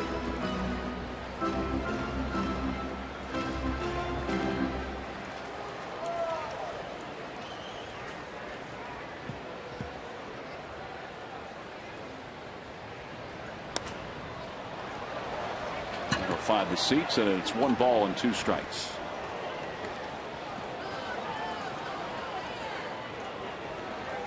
Kevin Franzen said he owes a lot of his success to Ryan Sandberg, who we showed before, who was his manager at AAA. Kind of let him just be himself this entire year. Hit over 300 at AAA, and when the Phillies needed an extra infielder, they brought him up, and now he's filling in for Placido Polanco. Ryan Sandberg, who's a candidate for a number of these major league openings that are potentially out there, and also ones that are already open. Some folks feel like he's going to be a darn good major league manager in the future. Well, somebody's going to have to take a chance. You know, he's obviously gone down and paid his dues. I think he was disappointed that he didn't have an opportunity to manage the Cubs. Remember, he came up with the Phillies, the Philly organization. Yeah, he did. As Michael Bourne makes that play, and there are 2 outs here in the 5th. Larry Boa, who was involved in the trade that sent Sandberg over to Chicago, reminds Ryan Sandberg that Sandberg was the throw-in in the deal. It was. That was for what was it? De Jesus, right? Ivan De Jesus. Here's Nate Scherholtz. He'll pinch hit. With 2 outs here in the bottom of the 5th.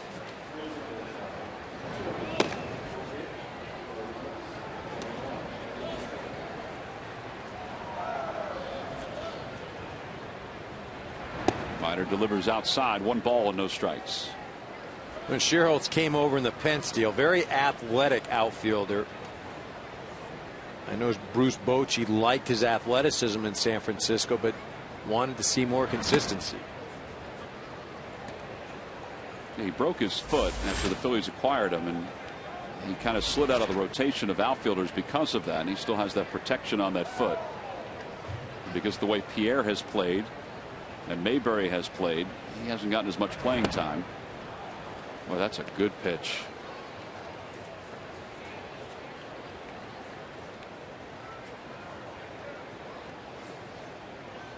1 ball, 2 strikes the count.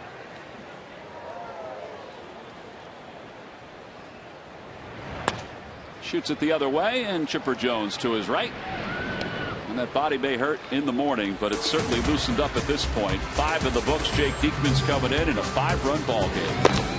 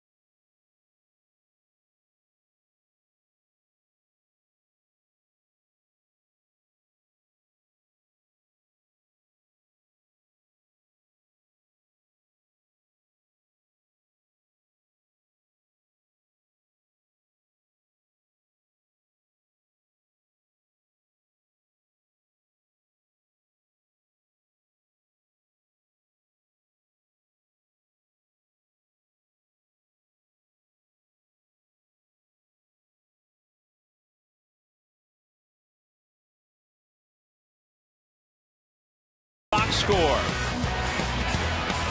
Freddie Freeman in the first inning jumped up the Braves up out to a 3-0 lead. Then in the second, Jason Hayward's 3-run double made it 6-0. That was all against Roy Halladay, who exited after an inning and 2/3. Jeremy Horst did a good job, except for this RBI double off the bat of Chipper Jones. Halladay, as we said, it was the shortest outing of his year. Now the Lexus in-game box score. 1 through 5, pretty darn good today. Yeah, you know, again, they've hit with runners in scoring position, something that's been uncharacteristic of the Braves as of late.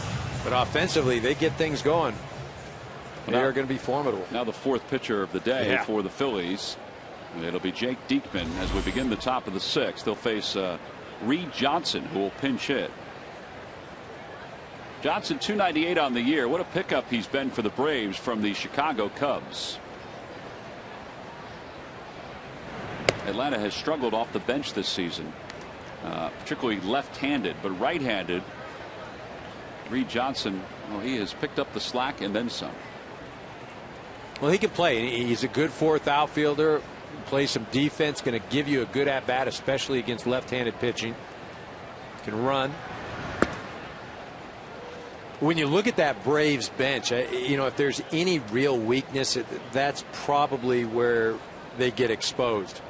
Eric Hinske, they just haven't been able to get on track. They don't have a ton of options there.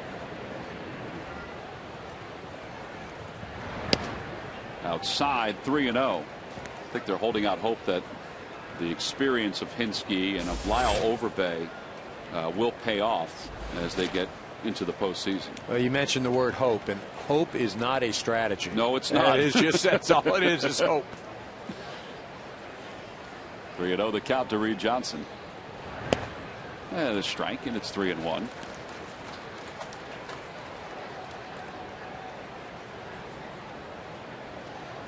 Depending on what the Braves do tomorrow with Andrelton Simmons at shortstop, if he winds up getting a chance to play, and there's every thought that he would. You might see Johnson in the starting lineup with the left-hander Cliff Lee on the mound for the Phillies. And ball 4. So a leadoff walk here in the top of the 6th. Today's game is sponsored by State Farm. For auto, home, life, and banking, get to a better state. And by Firestone, reminding you that whatever you drive Firestone.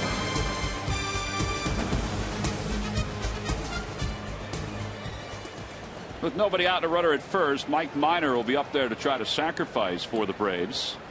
He tried that his first time up and wound up bunting the third strike foul. And Ruiz is going to go out and talk to Diekman, who's coming out of the bullpen a little wild here. And one thing that has been effective today for the Philadelphia Phillies has been the relief pitching. The guys out of the bullpen. They've done a nice job shutting down the Braves after they exploded in the first 2 innings. See Michael Bourne right there. You talk about Reed Johnson. Reed Johnson probably gets the start for more than a couple reasons. This right here, probably the main one. Michael Bourne sliding into second earlier in the game. Ruiz has a play at second. They get the lead runner, and Minor's safe at first. But that goes 2-6 at second base.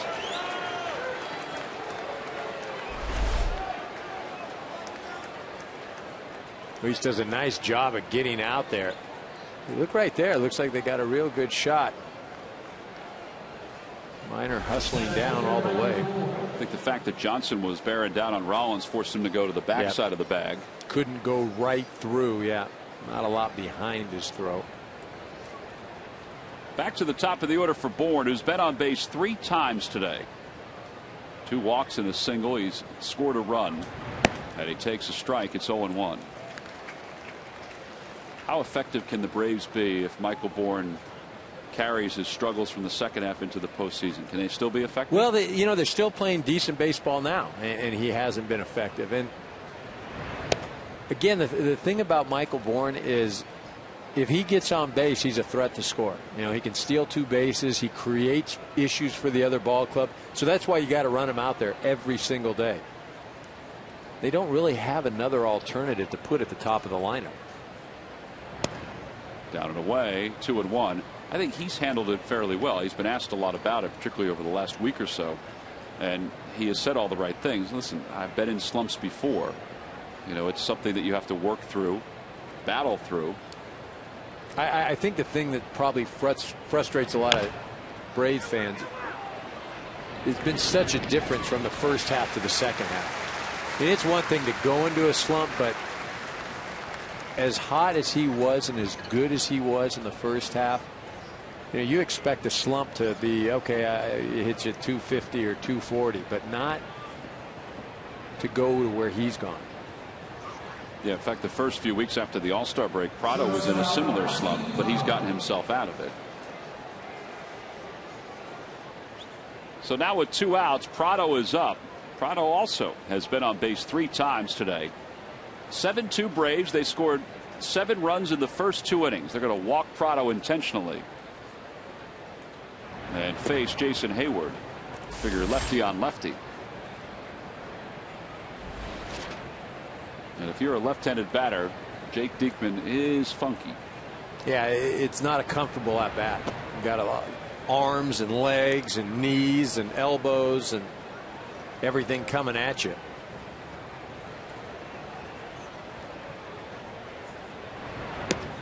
There's intentional ball 3.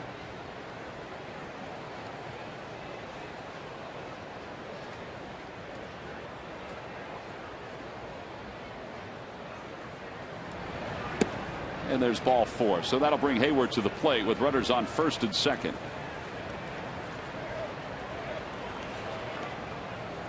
Well, Jason Hayward coming into this season has really turned things around. Look what he did as a first-year player. 18 home runs, 72 RBIs. Then the league kind of figured him out. He was banged up a little bit. And now he's got a little redemption. Well, and it's a game of constant adjustments. And again, he comes in, has that year. So people's expectations are he's going to automatically get better that second year. Well, the league adjusted to him. He battled through some injuries as well. But I think that it's what's most encouraging is that he's made changes this year, and the changes have proved successful. First pitch coming from Diekman. in the dirt. Good play by Ruiz. It's 1 ball and no strikes.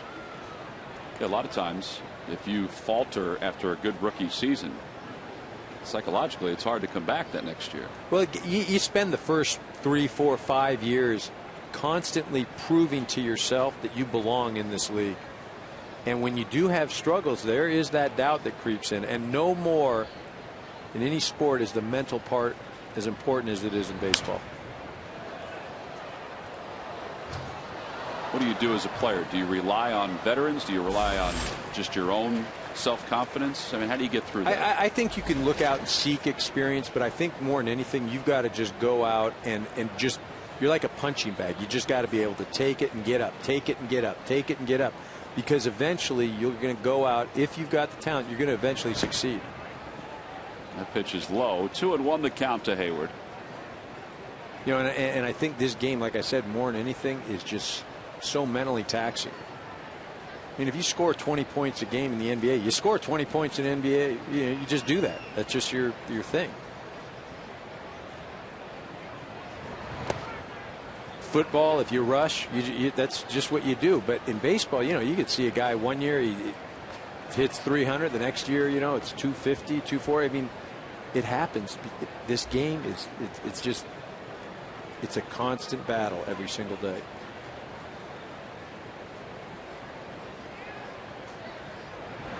Inside, ball 4. So now the bases are loaded, and you've got the right-handed hitting Chipper Jones coming up to the plate.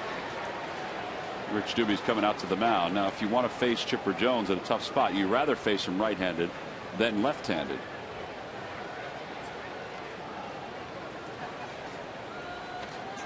A thrilling season comes down to the final weekend, and next week on Fox Saturday Baseball, we'll bring you the games that could determine playoff positions. The Rays will be in Chicago to take on the AL Central leading White Sox, who are looking to clinch their first division title since '08. Other games with postseason implications will follow. Fox Saturday Baseball, presented by MasterCard, returns next week at 3:30 Eastern, 12:30 Pacific. Well, Chipper Jones, for his career, has 6 grand slams. This year, 4 for 13 in this situation. Well, I think that this is where experience really takes over. Chipper knows that the pitcher is in trouble right now.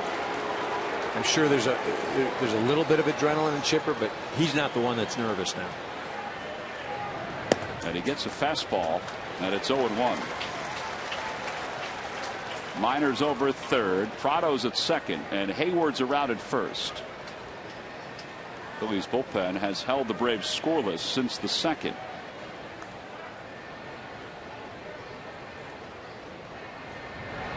Swing and a miss, 0-2.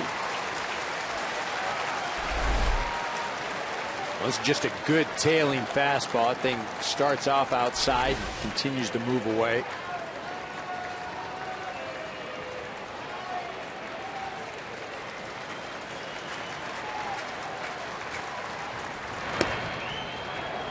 Tried to creep even farther outside.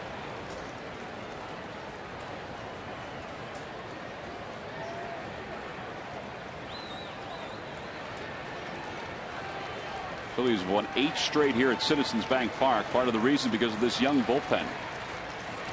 Swing and a miss. He got it with a slider. That's a nasty pitch, whether it's to a left-hander or a right-hander. The Braves leave him loaded here in the 6th inning. Jake Diekman worked himself into trouble and then out of trouble.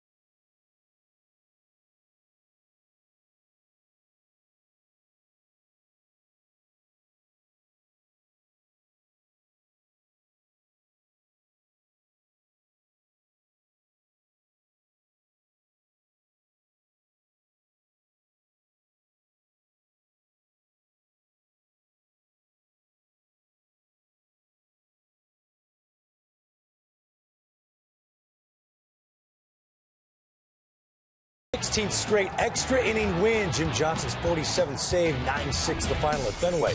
Trying to pick up ground on the Yankees, Johnny Gomes helping out the O's cause. Gomes a 2-run shot in the 13th. Oakland now with an 8-5 lead. Cespedes hit a home run right after that. 8-5 the score in the 13th. Back to Philadelphia, Tom McCarthy and Eric Carroll. All right, Greg, thank you very much. Reed Johnson takes over in left field after pinch hitting for Constanza. We begin the bottom of the 6th inning. Phillies down by 5. Mike Minor's been in control today. He's only allowed 2 hits, a triple and a home run. And he starts Rollins off with a pitch down and in. It's 1 ball and no strikes. Rollins is 0 for 2.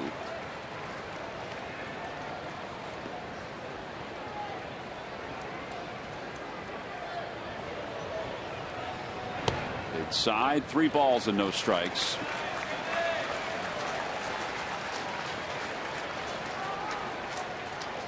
Jimmy Rollins, one of the more outgoing players on the field today and in Major League Baseball. And he's aboard to start this 6th inning. And because of that, we invited him to wear a microphone for us today, and he was nice enough to oblige.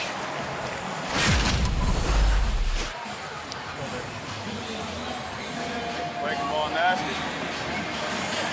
Congratulations, dog. I mean, you old as hell. So it's not as much the shadow as a break along the way. It's, as a hitter, you're looking out across and everything is still bright. Yeah, those shadows he was talking about are evident here at Citizens Bank Park when you start a late afternoon ball game. They're gone basically now. They won't affect the hitters from this point on. Look, if I think that was Pete McCannon who he was talking to. If I were Pete, I'd have said, how come the shadows weren't working for the Braves? I get it, though. Shadows are difficult as heck. Well, you played in Los Angeles. You played at day games. They were hard to pick up the ball. Johnny Venters was the left-hander. Chad Durbin, the durable right-hander, was in the bullpen for the Braves. Mike Minor, 81 pitches, 5+ innings, 2 hits and 2 runs, 1 walk and 5 strikeouts. Minor has picked up today where he basically has left off since the All-Star break and really over his last handful of starts.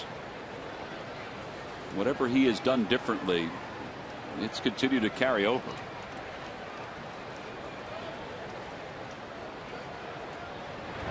Pierre tries to bunt his way on and bunts it foul.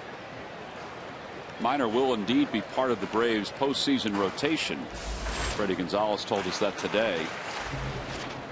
Medlin and Tim Hudson are going to be 1 and 2. Not sure which order at this point. Freddie Gonzalez said he's not sure yet, but they're starting to line things up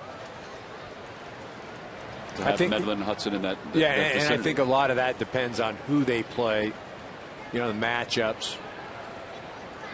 Take one guy, Hudson, with the experience, Medlin obviously with the effectiveness, and he's hot as heck right now.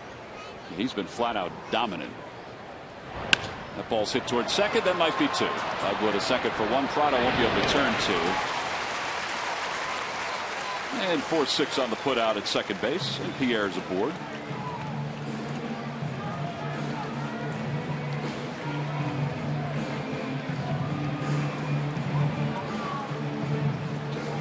And that'll bring Chase Utley to the plate.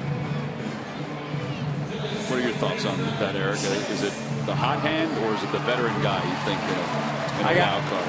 You know, I'd look at the matchup, but for me, I'd have to go Medlin. I mean, I don't know how you don't. With all due respect to Tim Hudson, who probably, you know, is as much of a gamer as anybody that I've ever played alongside. You know, he'd take the ball no matter what and go out and battle. Outside with the first pitch to Utley. But I think the way Medlin is thrown, I mean, it just hasn't been one of those things where, oh boy, he's hot and he's throwing. He dominates. He goes out and dominates. But I think it'd be a real tough offseason if I knew that I didn't use Chris Medlin in the postseason. 1-0 the count to Utley. Utley hits it toward first. Freeman will take it right to the bag. Pierre is safe at second. Well, this is what Eric is talking about. In all-around baseball, they're talking about Chris Medlin. The Braves have won 21 consecutive starts for Chris Medlin. Look at the names that he's associated with. You know, from Whitey Ford to Roger Clemens. Yeah, and again, you talk about the 21, but I'll go back to the way he has dominated hitters, the way that, you know, basically he's just imposed his will on these guys, and he's the type of guy that's not going to overpower you. He's just going to pitch you to death, and that's what he's done. Ryan Howard, who homered his last time up, his 300th career home run, takes a strike. It's 0-1. Well, since July 1st, Chris Medlin's ERA 0.80. Yeah, and this isn't 6'9", 10 Randy Johnson or J.R. Richard back in the day or Bob Gibson. This is 5'10" Chris Medlin. What did he say last week? He thinks he's 5'9" and 3/4. But I'll tell you what, he could pitch, and the movement he has on his pitches and the command he has, as good as anybody in the game right now. But when the Howard is upstairs, 1 ball and 1 strike. 10 starts, 9-1, a 1.51 ERA. The Braves have taken a different approach to the return from Tommy John surgery compared to the Nationals. They had Medlin working out of the bullpen in the first part of the season, and now in the rotation in the second part.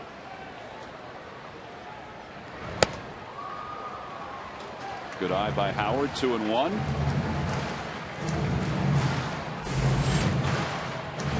The Phillies are thinking if they can get another base runner and have Ruiz up against Mike Minor, they might have a chance to crawl back closer in this ball game.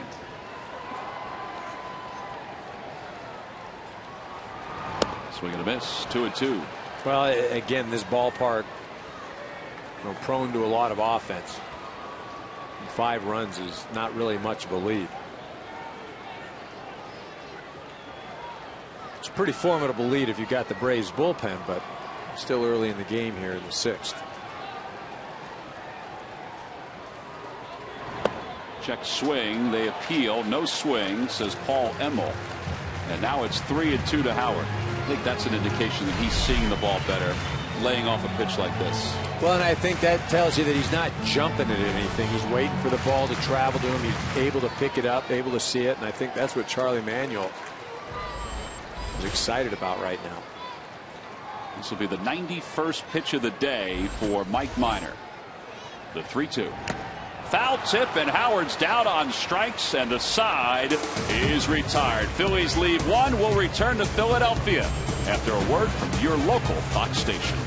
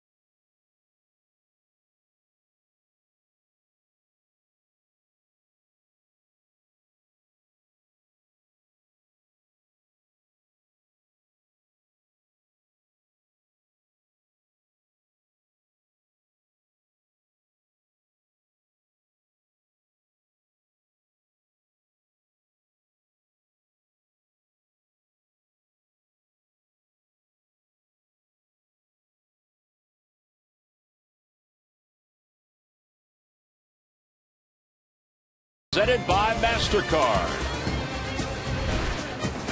They're sold out here at Citizens Bank Park. The Braves are up 7-2 as we go to the top of the 7th. Jake Diekman set to begin his second inning of work.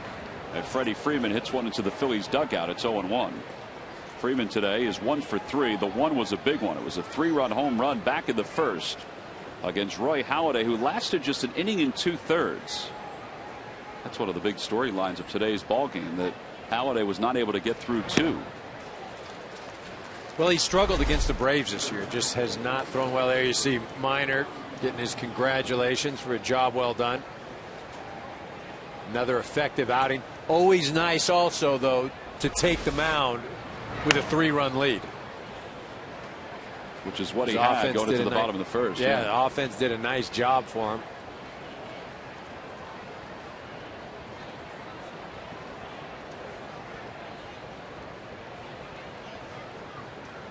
To the count to Freddie Freeman. Swing and a miss. Another good slider. And one away. Now it's time for the Just for Men Auto Stop Foolproof Stats. Well, Mike Minor turned out to be a good day for him. Yeah, it really did. You look at the innings, gave you 6 good innings, only 2 hits, the triple and the long home run to Ryan Howard. But again, more than anything, just 1 walk. Pitched effectively and pitched quick. Just as the Braves can count on Mike Minor, you can count on Just for Men Auto Stop for foolproof results. Ben Uggla's the batter. And it's 1 ball, no strikes. The veteran Chad Durbin. What a pickup he's been for Atlanta. Looks like he'll be the next one in the ball game for the Braves. Uggla's 0 for 3, a couple strikeouts and a flyout. And it's 2-0.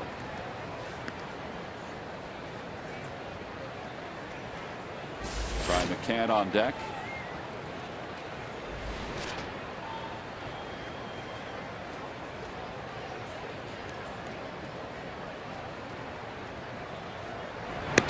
Phillies bullpen 4 2/3 scoreless today in relief of Roy Halladay.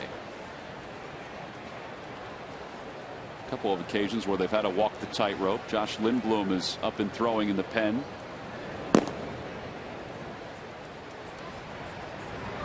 Uggla takes, and he walks on 4 pitches.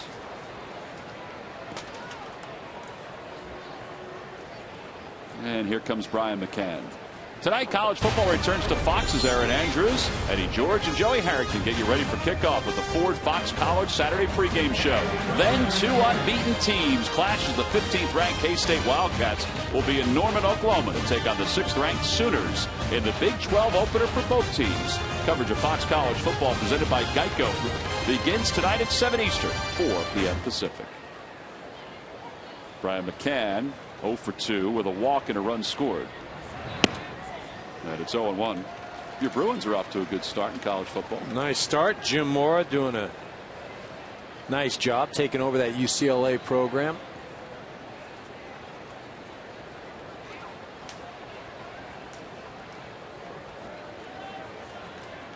And 1 the count to McCann. Foul ball, and it's no balls and 2 strikes. Diekman could get through McCann here. You figure Lindblom might come on to face Reed Johnson.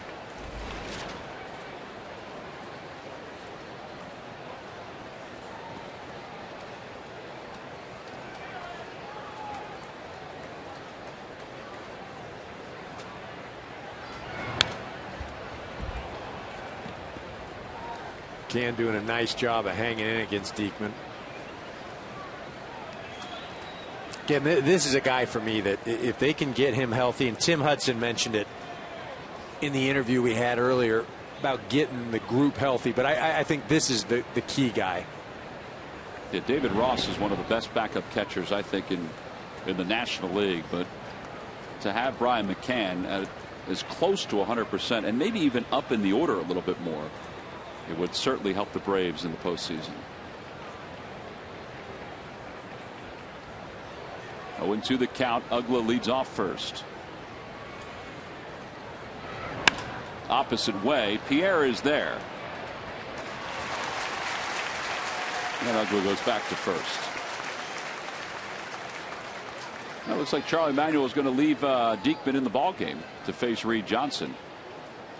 I guess his thought is the pitcher's spot is due up next. And they'll use a pinch hitter for Minor. Left fielder Reed Johnson.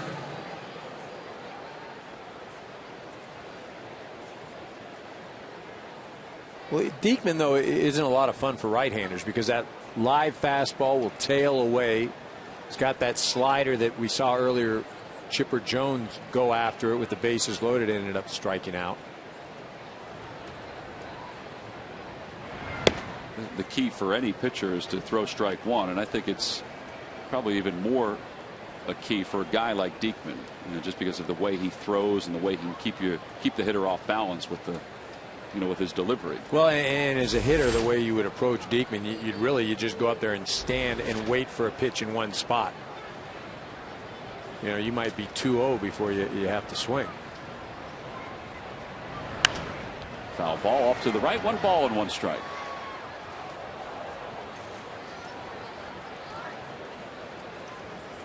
Braves picked up Reed Johnson and Paul Maholm from the Cubs earlier this season after their conversations to acquire Ryan Dempster fell through. Maholm, for a good part of his time with Atlanta, has done a nice job. And Johnson, too, off the bench or as an extra outfielder. Low and in, 2-1.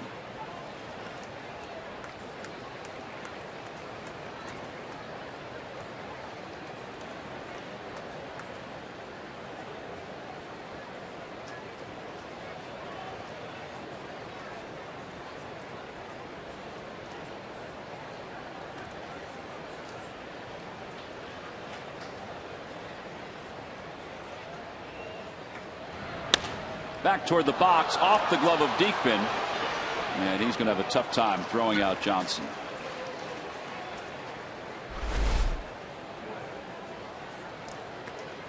Well, Diekman gets his glove on it, but he does a nice job, though, of recognizing that he doesn't have a play at first. A lot of guys will just get up and just try and fire that thing. It ends up down the right field line, and guys are circling the bases.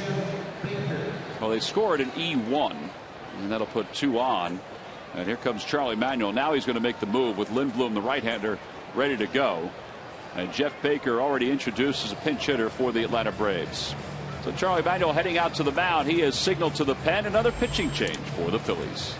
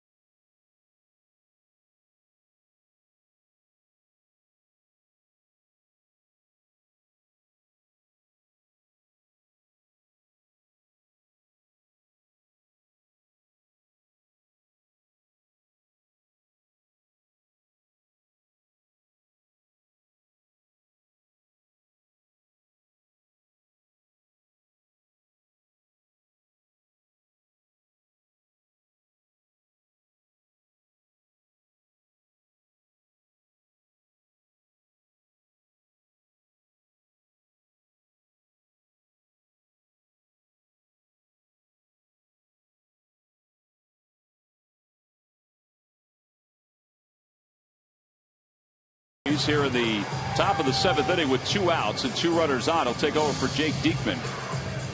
This will be the 70th game for Lindblom, who was acquired by the Phillies earlier this year in a trade with the Dodgers. Jeff Baker had been introduced as a pinch hitter. Now Lyle Overbay will be utilized. Freddie Gonzalez counters. He has 2 guys on. Overbay was added to the Braves roster when the rosters expanded on the 1st of September. Overall hitting .266 with a couple home runs and 10 runs batted in. And he takes the ball low. It's 1-0. Well, we talked about the ineptness of the Braves bench, and this was a guy I think that they had hoped they could get lightning in a bottle with. Been a productive player over his career, but so far just hasn't done much here. There's Chad Durbin and Eddie Perez, the bullpen coach. Durbin's been warming up for a while. Well, you know as well as anybody, sometimes guys have a difficult time adjusting, going from being an everyday player or a guy that plays 2 or 3 times a week to just being a pinch hitter. Sometimes it's a hard adjustment. Well, it's a completely different role.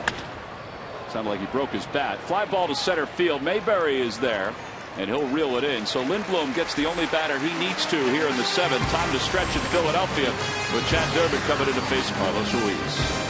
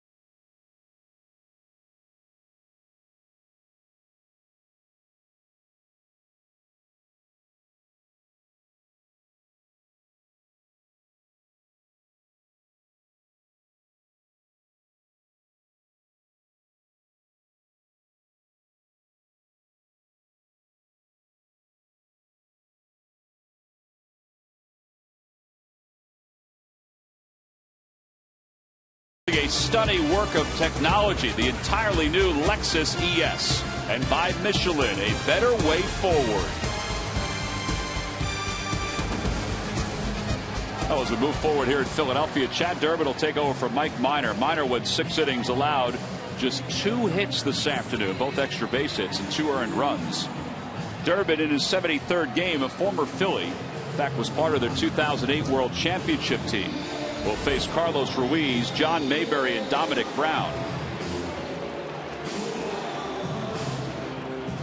Carlos Ruiz 0 for 2 today, but what a year he has had for the Phillies. You think about where he's come from and just how he's blossomed as an offensive player. Well, and that's the thing. I mean, I remember first when he came up, he's hitting 8, they're trying to hide him. The on-base percentage has always been there, and now he's starting to have a lot more production. I mean, the home runs, he's driving the ball, driven in 62, and this is all being hurt. I mean, and this is limited at bats as well. He's 4 hits away from matching his career high, and he has career highs in a number of categories. Make it 3 hits away. Hit that one hard. And a leadoff single here in the 7th. And he is by far the fan favorite here in Philadelphia. Well, he was signed as a second baseman, right? Signed as a second baseman. The infielder. The Phillies catching coaches through their system did a wonderful job with him.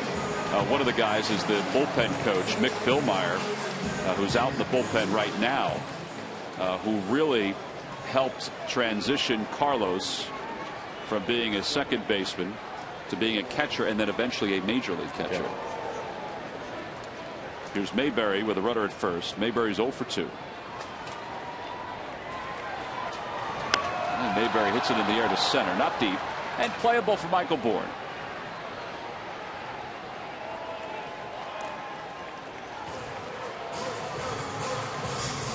So 1 out for Dominic Brown.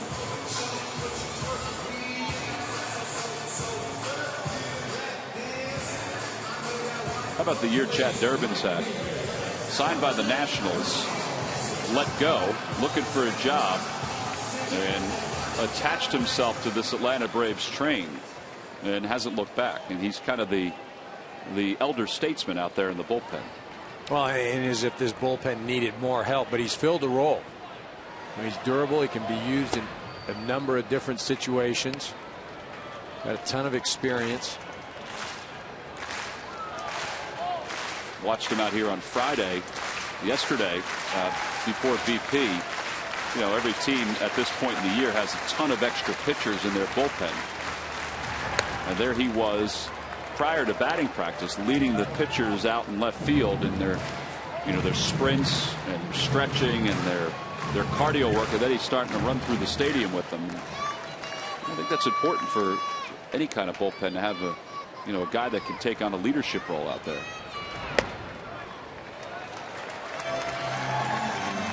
Justin DeFreitas is the right-hander in the pen for the Phillies. 3-0 the count to Dominic Brown. And taking all the way.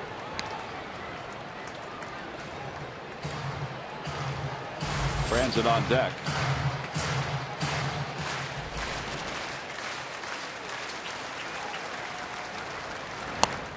Ball 4. So the Phillies have 2 on with 1 out.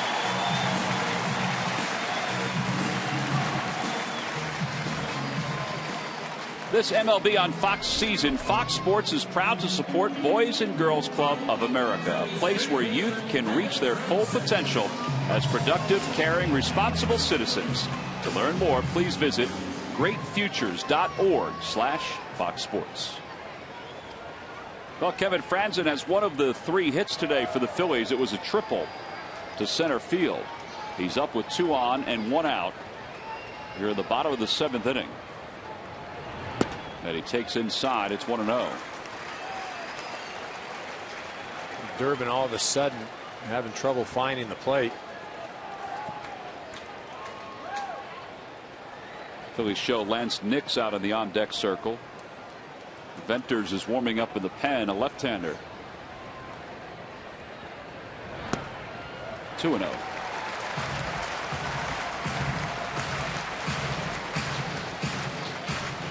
DeFreitas will pitch the 8th inning for the Phillies, at least at this point.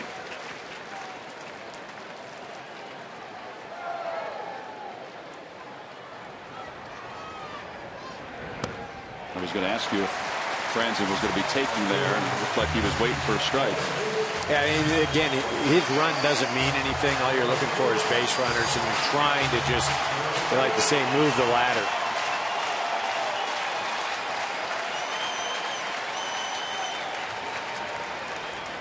I wouldn't be surprised to see Franzen take the next 2 pitches. I mean, the only way he swings, if this is a strike, the only way he swings at the next one is if it's right down the middle and he's looking for it. And there's a strike on the inside part of the plate. Franzen thought it was low. See what you think.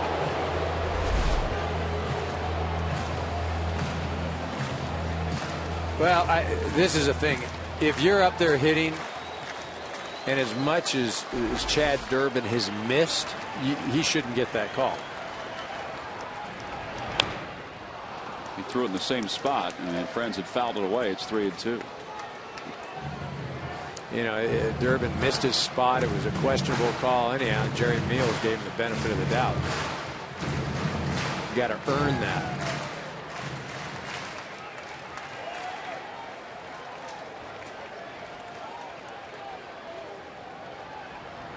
Franzen shoots it the opposite way. Uggla's there.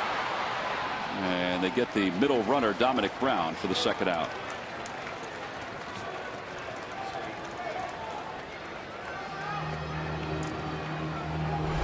You know, Tom, if you watch Dan Uggla right there, I'm a little surprised he didn't just turn around completely, turn with his left side instead of opening it up and going back to second base.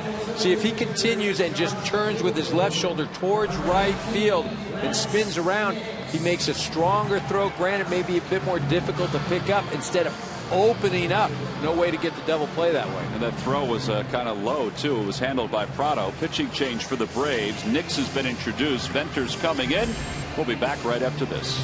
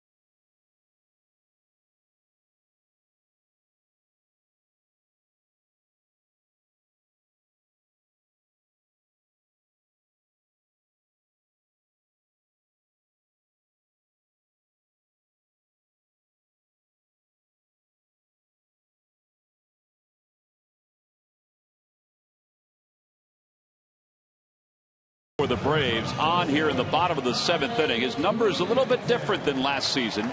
His role is different. And he's on for Chad Durbin. Well, it is German Heritage Day here at Citizens Bank Park. And I guess you have to come in costume if you want to get some attention. Ty Wigginton will pinch hit for Lance Nix, who is up for the pitcher.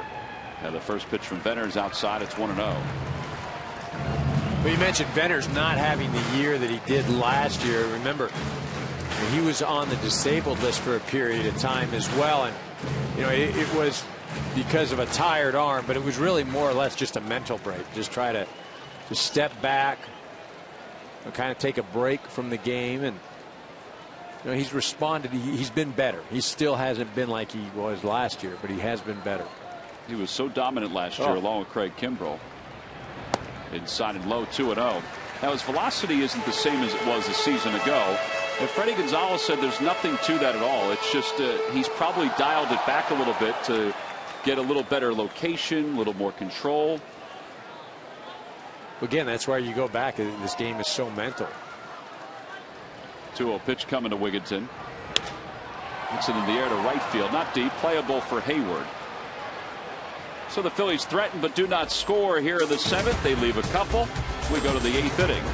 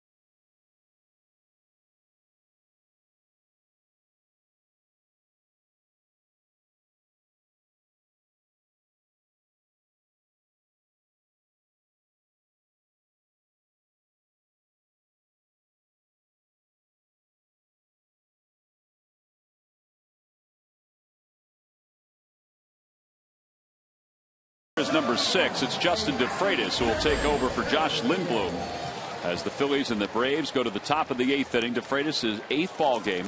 So far, no wins, no losses, an earned run average of 0. And he'll face the top of the order. Michael Bourne, Martin Prado, Jason Hayward. And they're due up for the Braves, who lead at 7-2. And it's no balls and 1 strike. Phillies bullpen pressed into action early after Roy Halladay went just an inning and 2/3 today.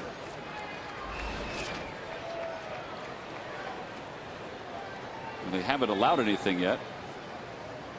They allowed 1 inherited runner, but that was it. Well, I think the thing when you look at Halladay and how he threw, the thing that's troubling is his ability to locate. That would be the thing as a Philly front office or teammate or anything. You'd say, God, he gave up a 0-2 home run to Freddie Freeman, walked a few guys, got behind, had 2 strikes on Hayward, wasn't able to put him away. Those sort of things, just struggles. Uncharacteristic of him. Outside and low, 2 balls and 1 strike. Rich Dubé, who's done a very nice job as the Phillies pitching coach. In fact, we have 2 of the better pitching coaches, I think, in the National League who are part of today's game. Roger McDowell over in the Braves dugout, and Rich Dubé in the Phillies dugout. Spent a lot of time the other day in New York talking about Roy Halladay. There's Roger. And about what he'll need to do in this offseason to get ready for another year in which he'll turn 36 during the course of the season. Liner to center field. Mayberry over. He dives and it rolls out of his glove. Moore on his way to second, and he'll get there easily. Second hit of the day for Bourne. He's been on 4 times. This ball is hit hard, and you see Mayberry coming in, hits off the palm of his glove. I mean, he's got a good beat on it, but right in the palm, not so much in the webbing part. It kind of bounces out of his glove. Now, Terry Pendleton adding some running gloves to Michael Bourne. Now Martin Prado. Prado has been on base 4 times today.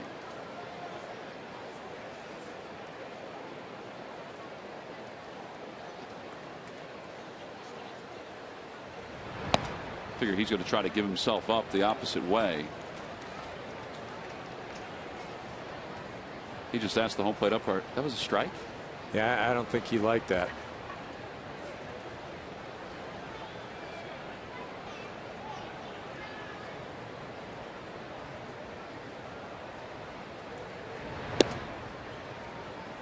One ball and 1 strike. And that pitch to me looked like it was right down the middle.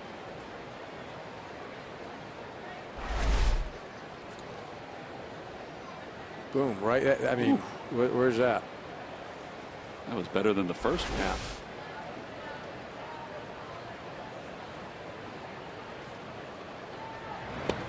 Prado lays off. It's 2-1. Asked Freddie Gonzalez before the game, with Chipper Jones retiring, will Martin Prado be the 3rd baseman next year? And I don't think they've gotten that far, but he said he could be. He could play 3rd base, depending on whether they want Juan Francisco to be an everyday guy or if they go out and get somebody. Now, you mentioned Prado trying to shoot the ball the other way to get Bourne over, even in a 7-2 ball game. Makes the effort there. Gets his ball travel deep, trying to shoot it the other way, give himself up.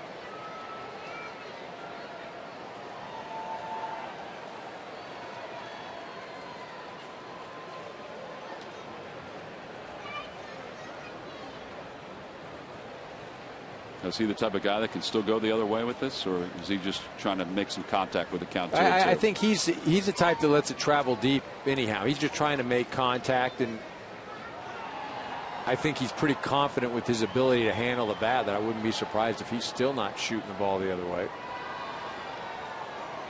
2-2 the count to Prado. Diekman, or DeFreitas, excuse me, looks back at second. And back toward the box, off the glove of DeFreitas. It'll get Bourne over. And the out is recorded at first.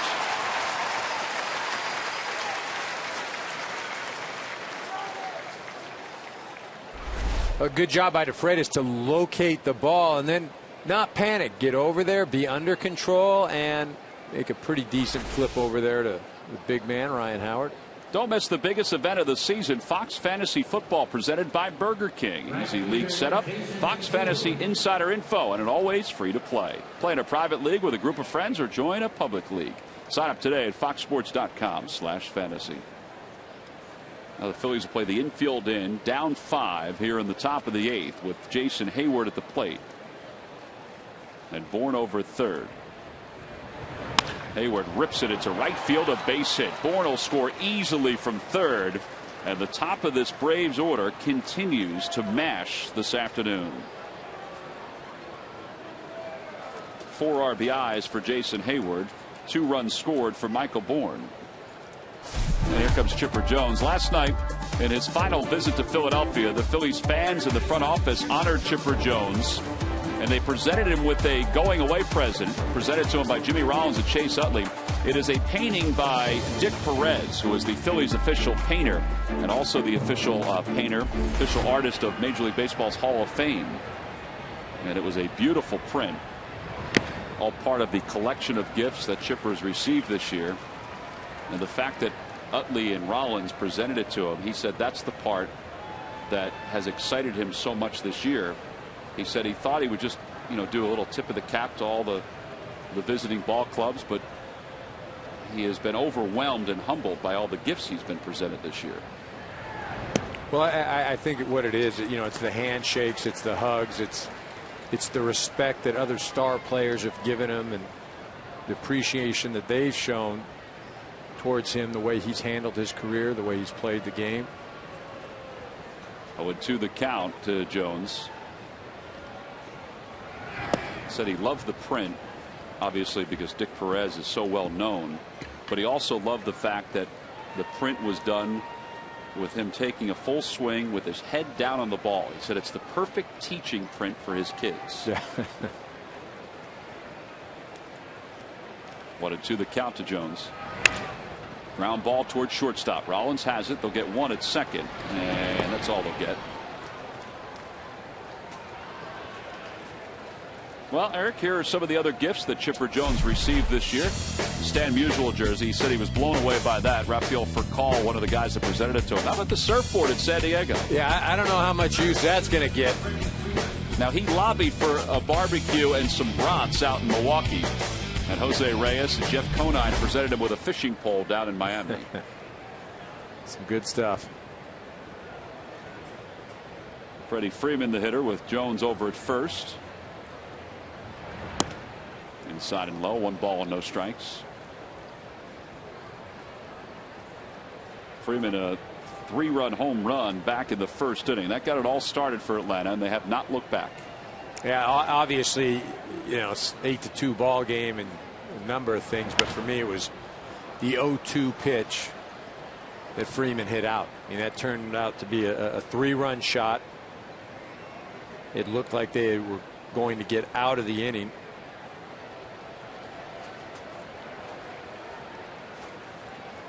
(0-2). I mean, 1 pitch away from getting out of there without giving up any runs.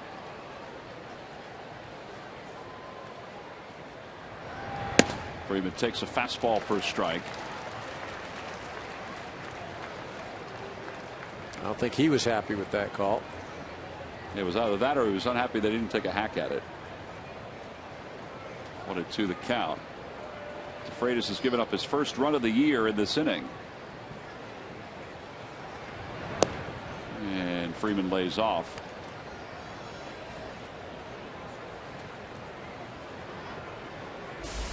Dan Uggla's on deck.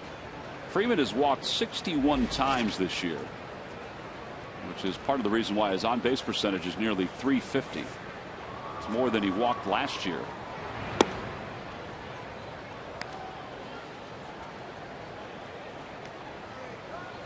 He's got very good plate discipline for a kid who's in his early 20s. Well, and that's the thing that you have to remember. You're talking about Hayward and Freeman, in their early 20s. Swing and a miss. That's a good 3-2 pitch from DeFreitas. The Braves do score 1. They leave 1. On to the bottom of the 8th we go.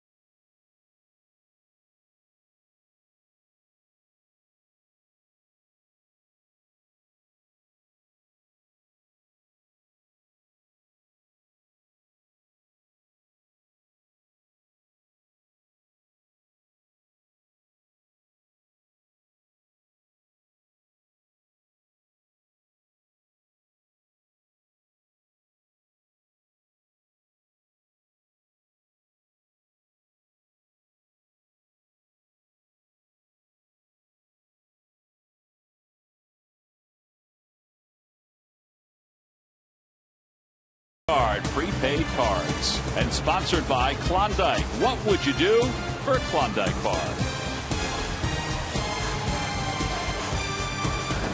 Now for our game summary, brought to you by Jeep. Roy Halladay just won an inning in 2/3. Little history today. Ryan Howard is 300th home run. But it's the Braves' top 5 hitters that have been the true story of today's ball game. And it started right in the first inning. The big 3-run shot by Freddie Freeman on an 0-2 pitch. I think also the Braves and their ability to hit with runners in scoring position today. It's something that they haven't done well this year, and it'll be as good a time as any to start getting on a roll with it. Johnny Benner stays in the ball game. It's 1 ball and no strikes to Jimmy Rollins. How about the Braves bullpen here in Philadelphia this season? As Eric O'Flaherty starts to throw, a 0.56 ERA in now 8 games. This is the 8th game. Well, no doubt that's their strength, and that's what they'll take into the postseason. You know, their starters can give them 5, 6, 7 innings. You have a 1 or 2 run lead. You got to really like your chances. 2-1 is pounded off the foot of Rollins. 2 balls and 2 strikes. Well, here you go. Opponent's average under 100. Yeah, that's just not a lot of fun here in Philly. Pretty good walk to strikeout ratio. It's just.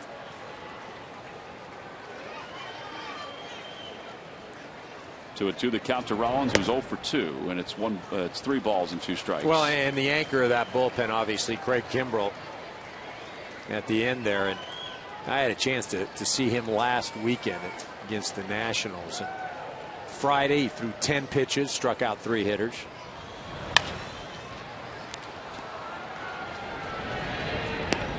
One quick out here in the 8th. Threw again on Saturday. The guy is just as close to game over as the game actually being over. Well, today R.A. Dickey won his 19th game. Gio Gonzalez won his 20th game. Hard sometimes for a closer to outdo a starting pitcher for the Cy Young Award, but this may be one of the closest races we've seen. Yeah, you know, I think he gets it. I really do. I think he I shouldn't say I think he gets it. I think he deserves it. I think he's gone out there and earned it. He's putting up numbers and creating ratios that have not been done in the history of the game. As far as strikeout to walk, the hits, the innings pitched.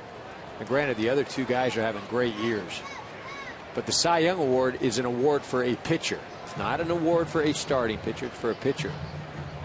That ball got a piece of Brian McCann, and Jeff Porter and Freddie Gonzalez come out to check him out. I mentioned McCann's bothered by a sore hamstring.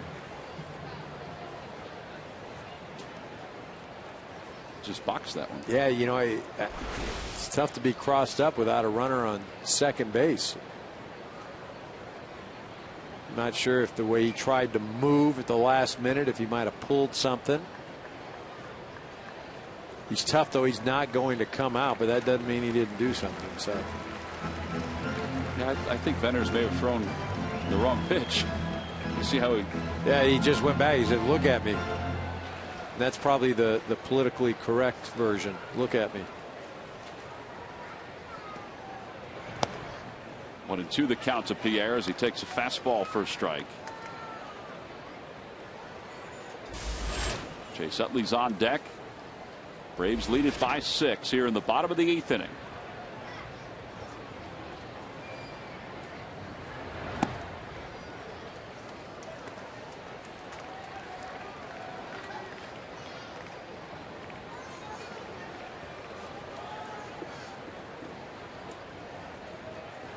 Pierre is 0 for 2 today. He was hit by a pitch in the first inning. And he fouls that one up the first base line.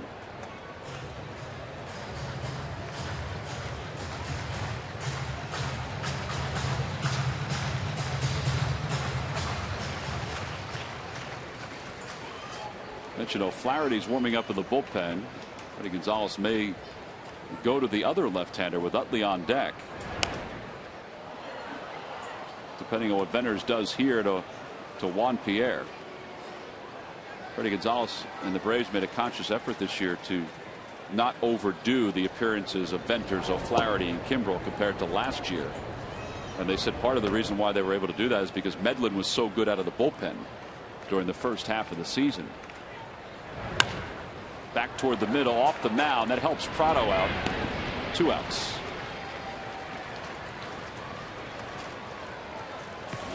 Tomorrow, Fox Sports is proud to bring you exciting coverage of the Barclays Premier League as Liverpool takes on Manchester United in a match between 2 of soccer's most bitter rivals. Coverage begins tomorrow on Fox. Check local listings for the start time in your area. Oh, 2 away. They'll stick with Venters with Chase Utley coming up. Utley's 0 for 3 today. A strikeout, a flyout, and a ground out.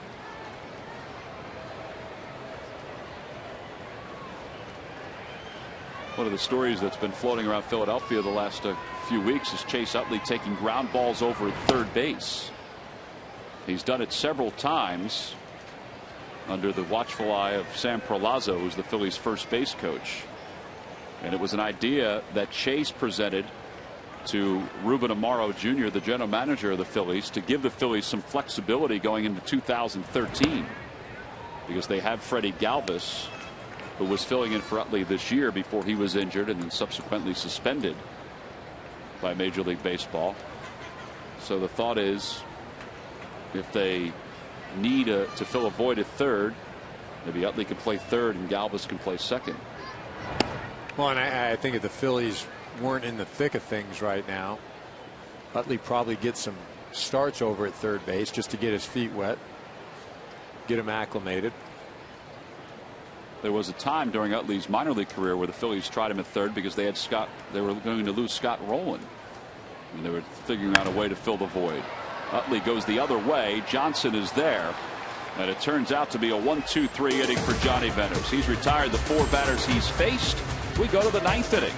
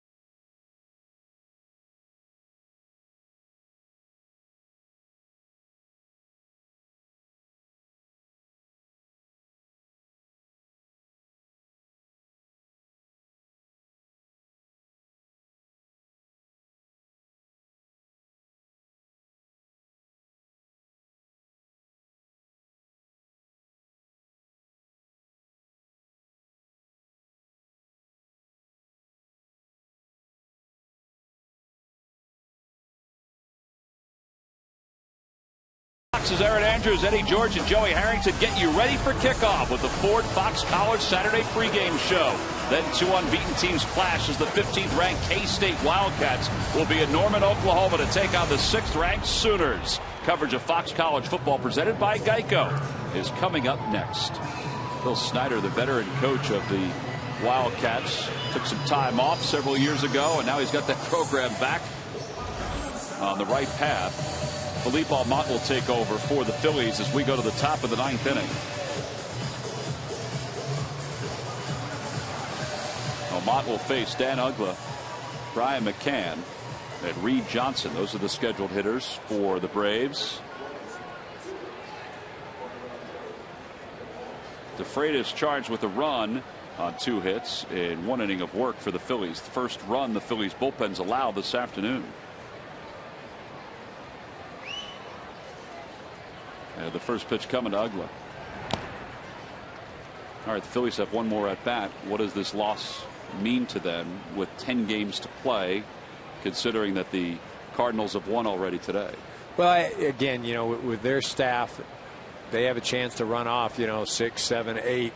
Bottom line, though, is you can't get any further back. I mean, it's bad enough that you're looking at possibly 4 in the loss column after today's ball game.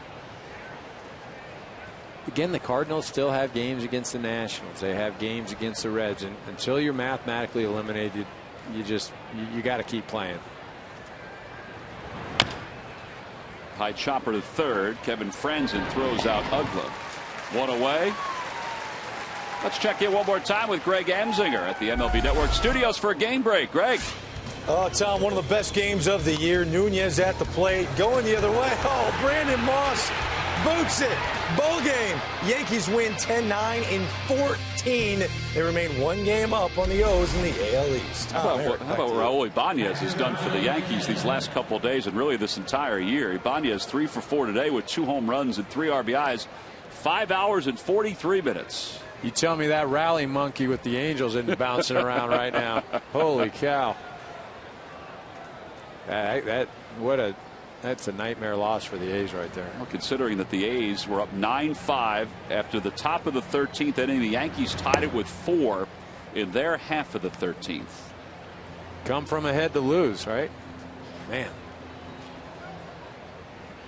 Brian McCann ahead 1 ball and no strikes. McCann 0 for 3 today with a walk and a run scored. Inside and low, 2-0.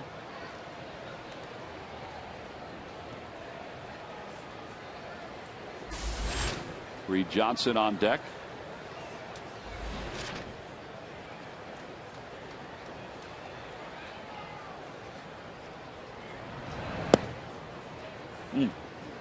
They appeal. No swing, says Paul Emmel.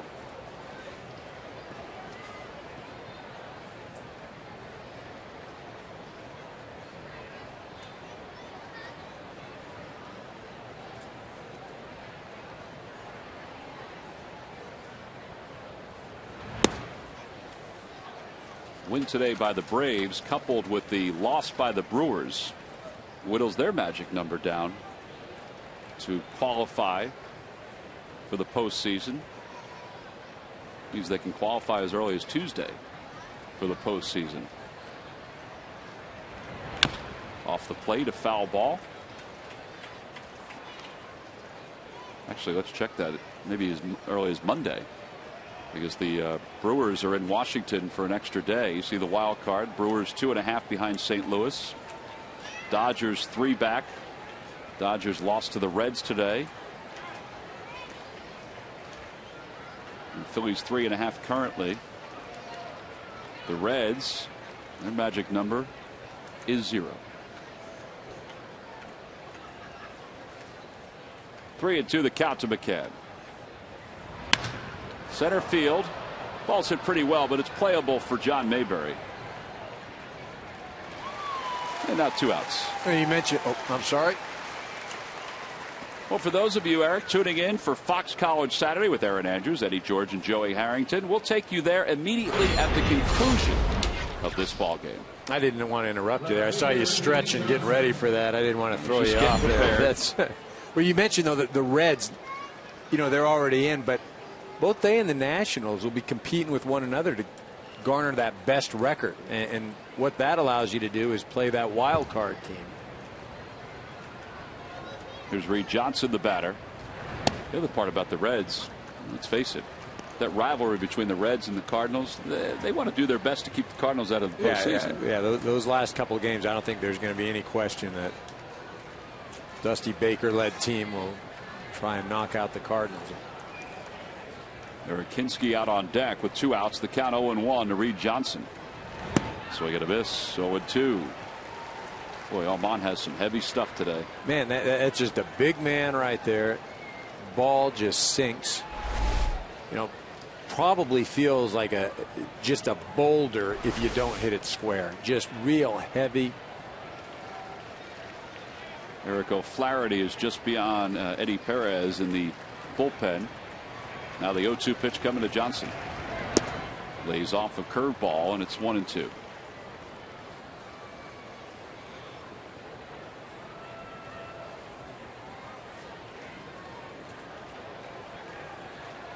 Almada is one of those possible candidates for the 8th inning in 2013 for the Phillies. He's one of the players they acquired in the original Cliff Lee deal from the Seattle Mariners. Off the hand, slow roller to short. And the Phillies will have one more chance. Down by 6. We go to the bottom of the 9th inning here in Philadelphia.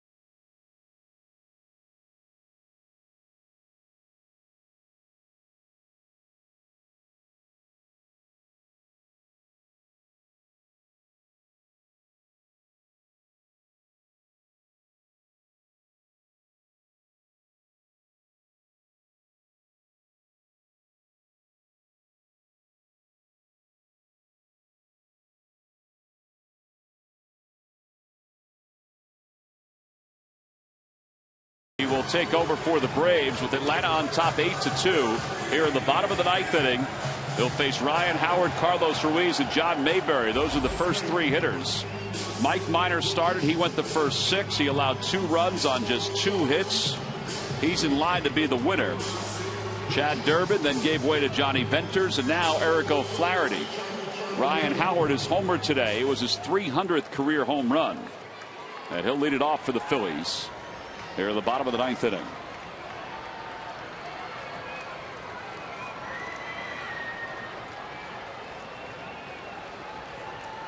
O'Flaherty an earned run average under 2 for the season.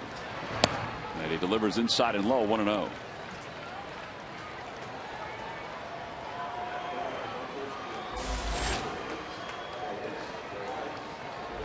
There's Ruiz waiting on deck. Swing and a miss. Phillies have managed only 3 hits this afternoon. One the home run by Howard, the other a triple by Franzen, and then a base hit by Carlos Ruiz, and that's it. Braves pitching has been dominant this afternoon. Well, we've talked about how good the Phillies pitching has been, and really one of the main reasons why they've crawled back into this race. But on the flip side, the Braves, just since the All-Star break, has been equal to the task as well. Swing and a miss, and it's 2-2. Braves ERA since the All-Star break 3.09. That's the best in the National League. The Phillies second at 3.26. Then the Nationals third at 3.34. Not really a lot of fun if you're a hitter in the East right now. No, and it may not be fun for the next couple of years. I think that's part of what Charlie Manuel said to us before the game, that if they had played better the first half, then what they're doing here in the second half would be a little easier. Howard fouls it off his foot.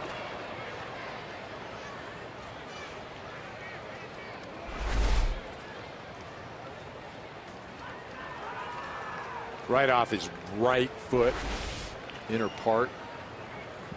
Used to hate that as a hitter. It's up there thumping around right now, and if you're a pitcher, you want to throw it right back in there.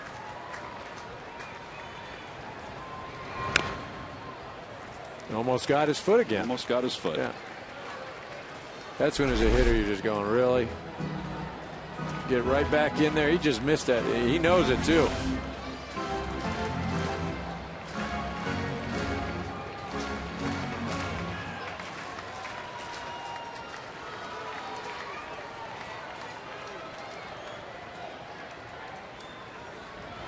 Howard lines it to right field, but right at Jason Hayward, who has to leap at the last moment. And there's one away. Let's check in with Greg Amsinger one more time at the MLB Network studios for another game break. Greg? Yeah, Tom, the Phillies won't be the only team losing ground in the wild card chase to the Cardinals. This double play would do it. The Dodgers lose, but the Cincinnati Reds are your 2012 National League Central Division champions. Final score 6-0. The celebration is on in the Queen City. Back to you guys. All right, Greg, how about the job Todd Frazier's done this year? We just saw him as part of that pile. The rookie who has been a jack of all trades for Dusty Baker's team. Jay Bruce, who homered again today. And then Aroldis Chapman, who was able to close that out. Looked as cool as a cucumber on the hill.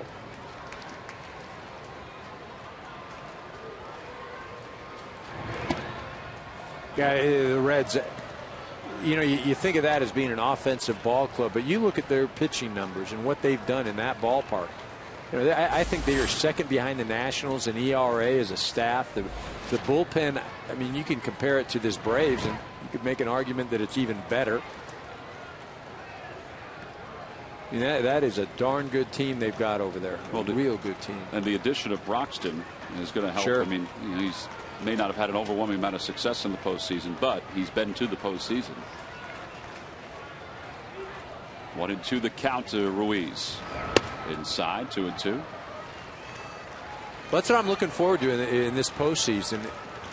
You can make a case for any number of teams. I don't think there is just one team that you say, oh, they're that much better than everybody. They're going. I could make an argument for probably all five teams to get to a World Series. Now, could you say the same thing about the American League, too? We're doing a National League game right now, Tom. I didn't. Yeah, you know what? I think I could. I'm still having a darn tough time with the Orioles. I mean, call me an idiot, but I'm just having a hard time buying that. Well, it is kind of a magical year for them with all their numbers. 2 outs here in the 9th inning. It's time now for the Burger King smooth play of the game. 0-2 count to Freddie Freeman. And the fastball in the sweet spot. Yeah, that's an 0-2 into the facade, that second deck. I mean, that wasn't an 0-2. Let me shoot at the left field. Well, that gave the Braves a 3-0 lead. They added 4 more in the second. They lead it 8-2 with 2 outs here in the bottom of the 9th inning. And John Mayberry, the batter, against Eric O'Flaherty. Mayberry takes, and it's low. 1 ball and no strikes.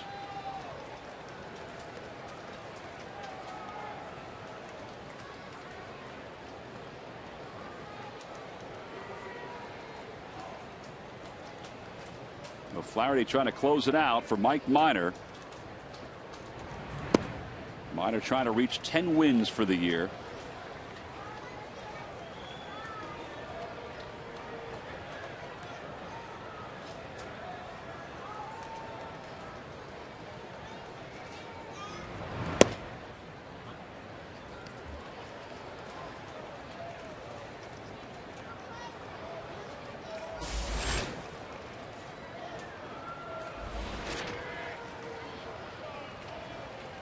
Two balls, one strike to count to Mayberry. If he gets on, Dominic Brown will get a chance against O'Flaherty.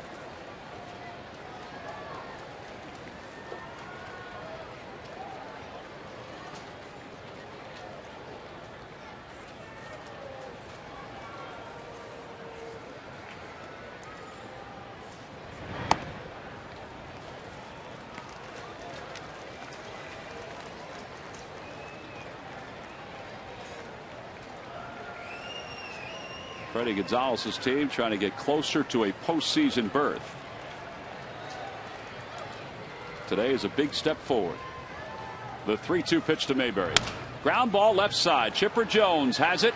Has some time. Flips to first, and the Atlanta Braves have won it by a final score of 8-2 and have cut the magic number to qualify for this year's postseason down to 3. Mike Minor gets the win. He's now 10-10. And the bullpen closed it out. 8-2 the final score. 7 runs in the first 2 innings by the young guys. By Freddie Freeman and by Jason Hayward proved to be the difference in today's ball game. So the Braves win it. Now stay tuned for a complete wrap-up with Greg Amslinger, Harold Reynolds, and Dan Plesac in the MLB Network studios. Coming up right after these messages. So long, everyone.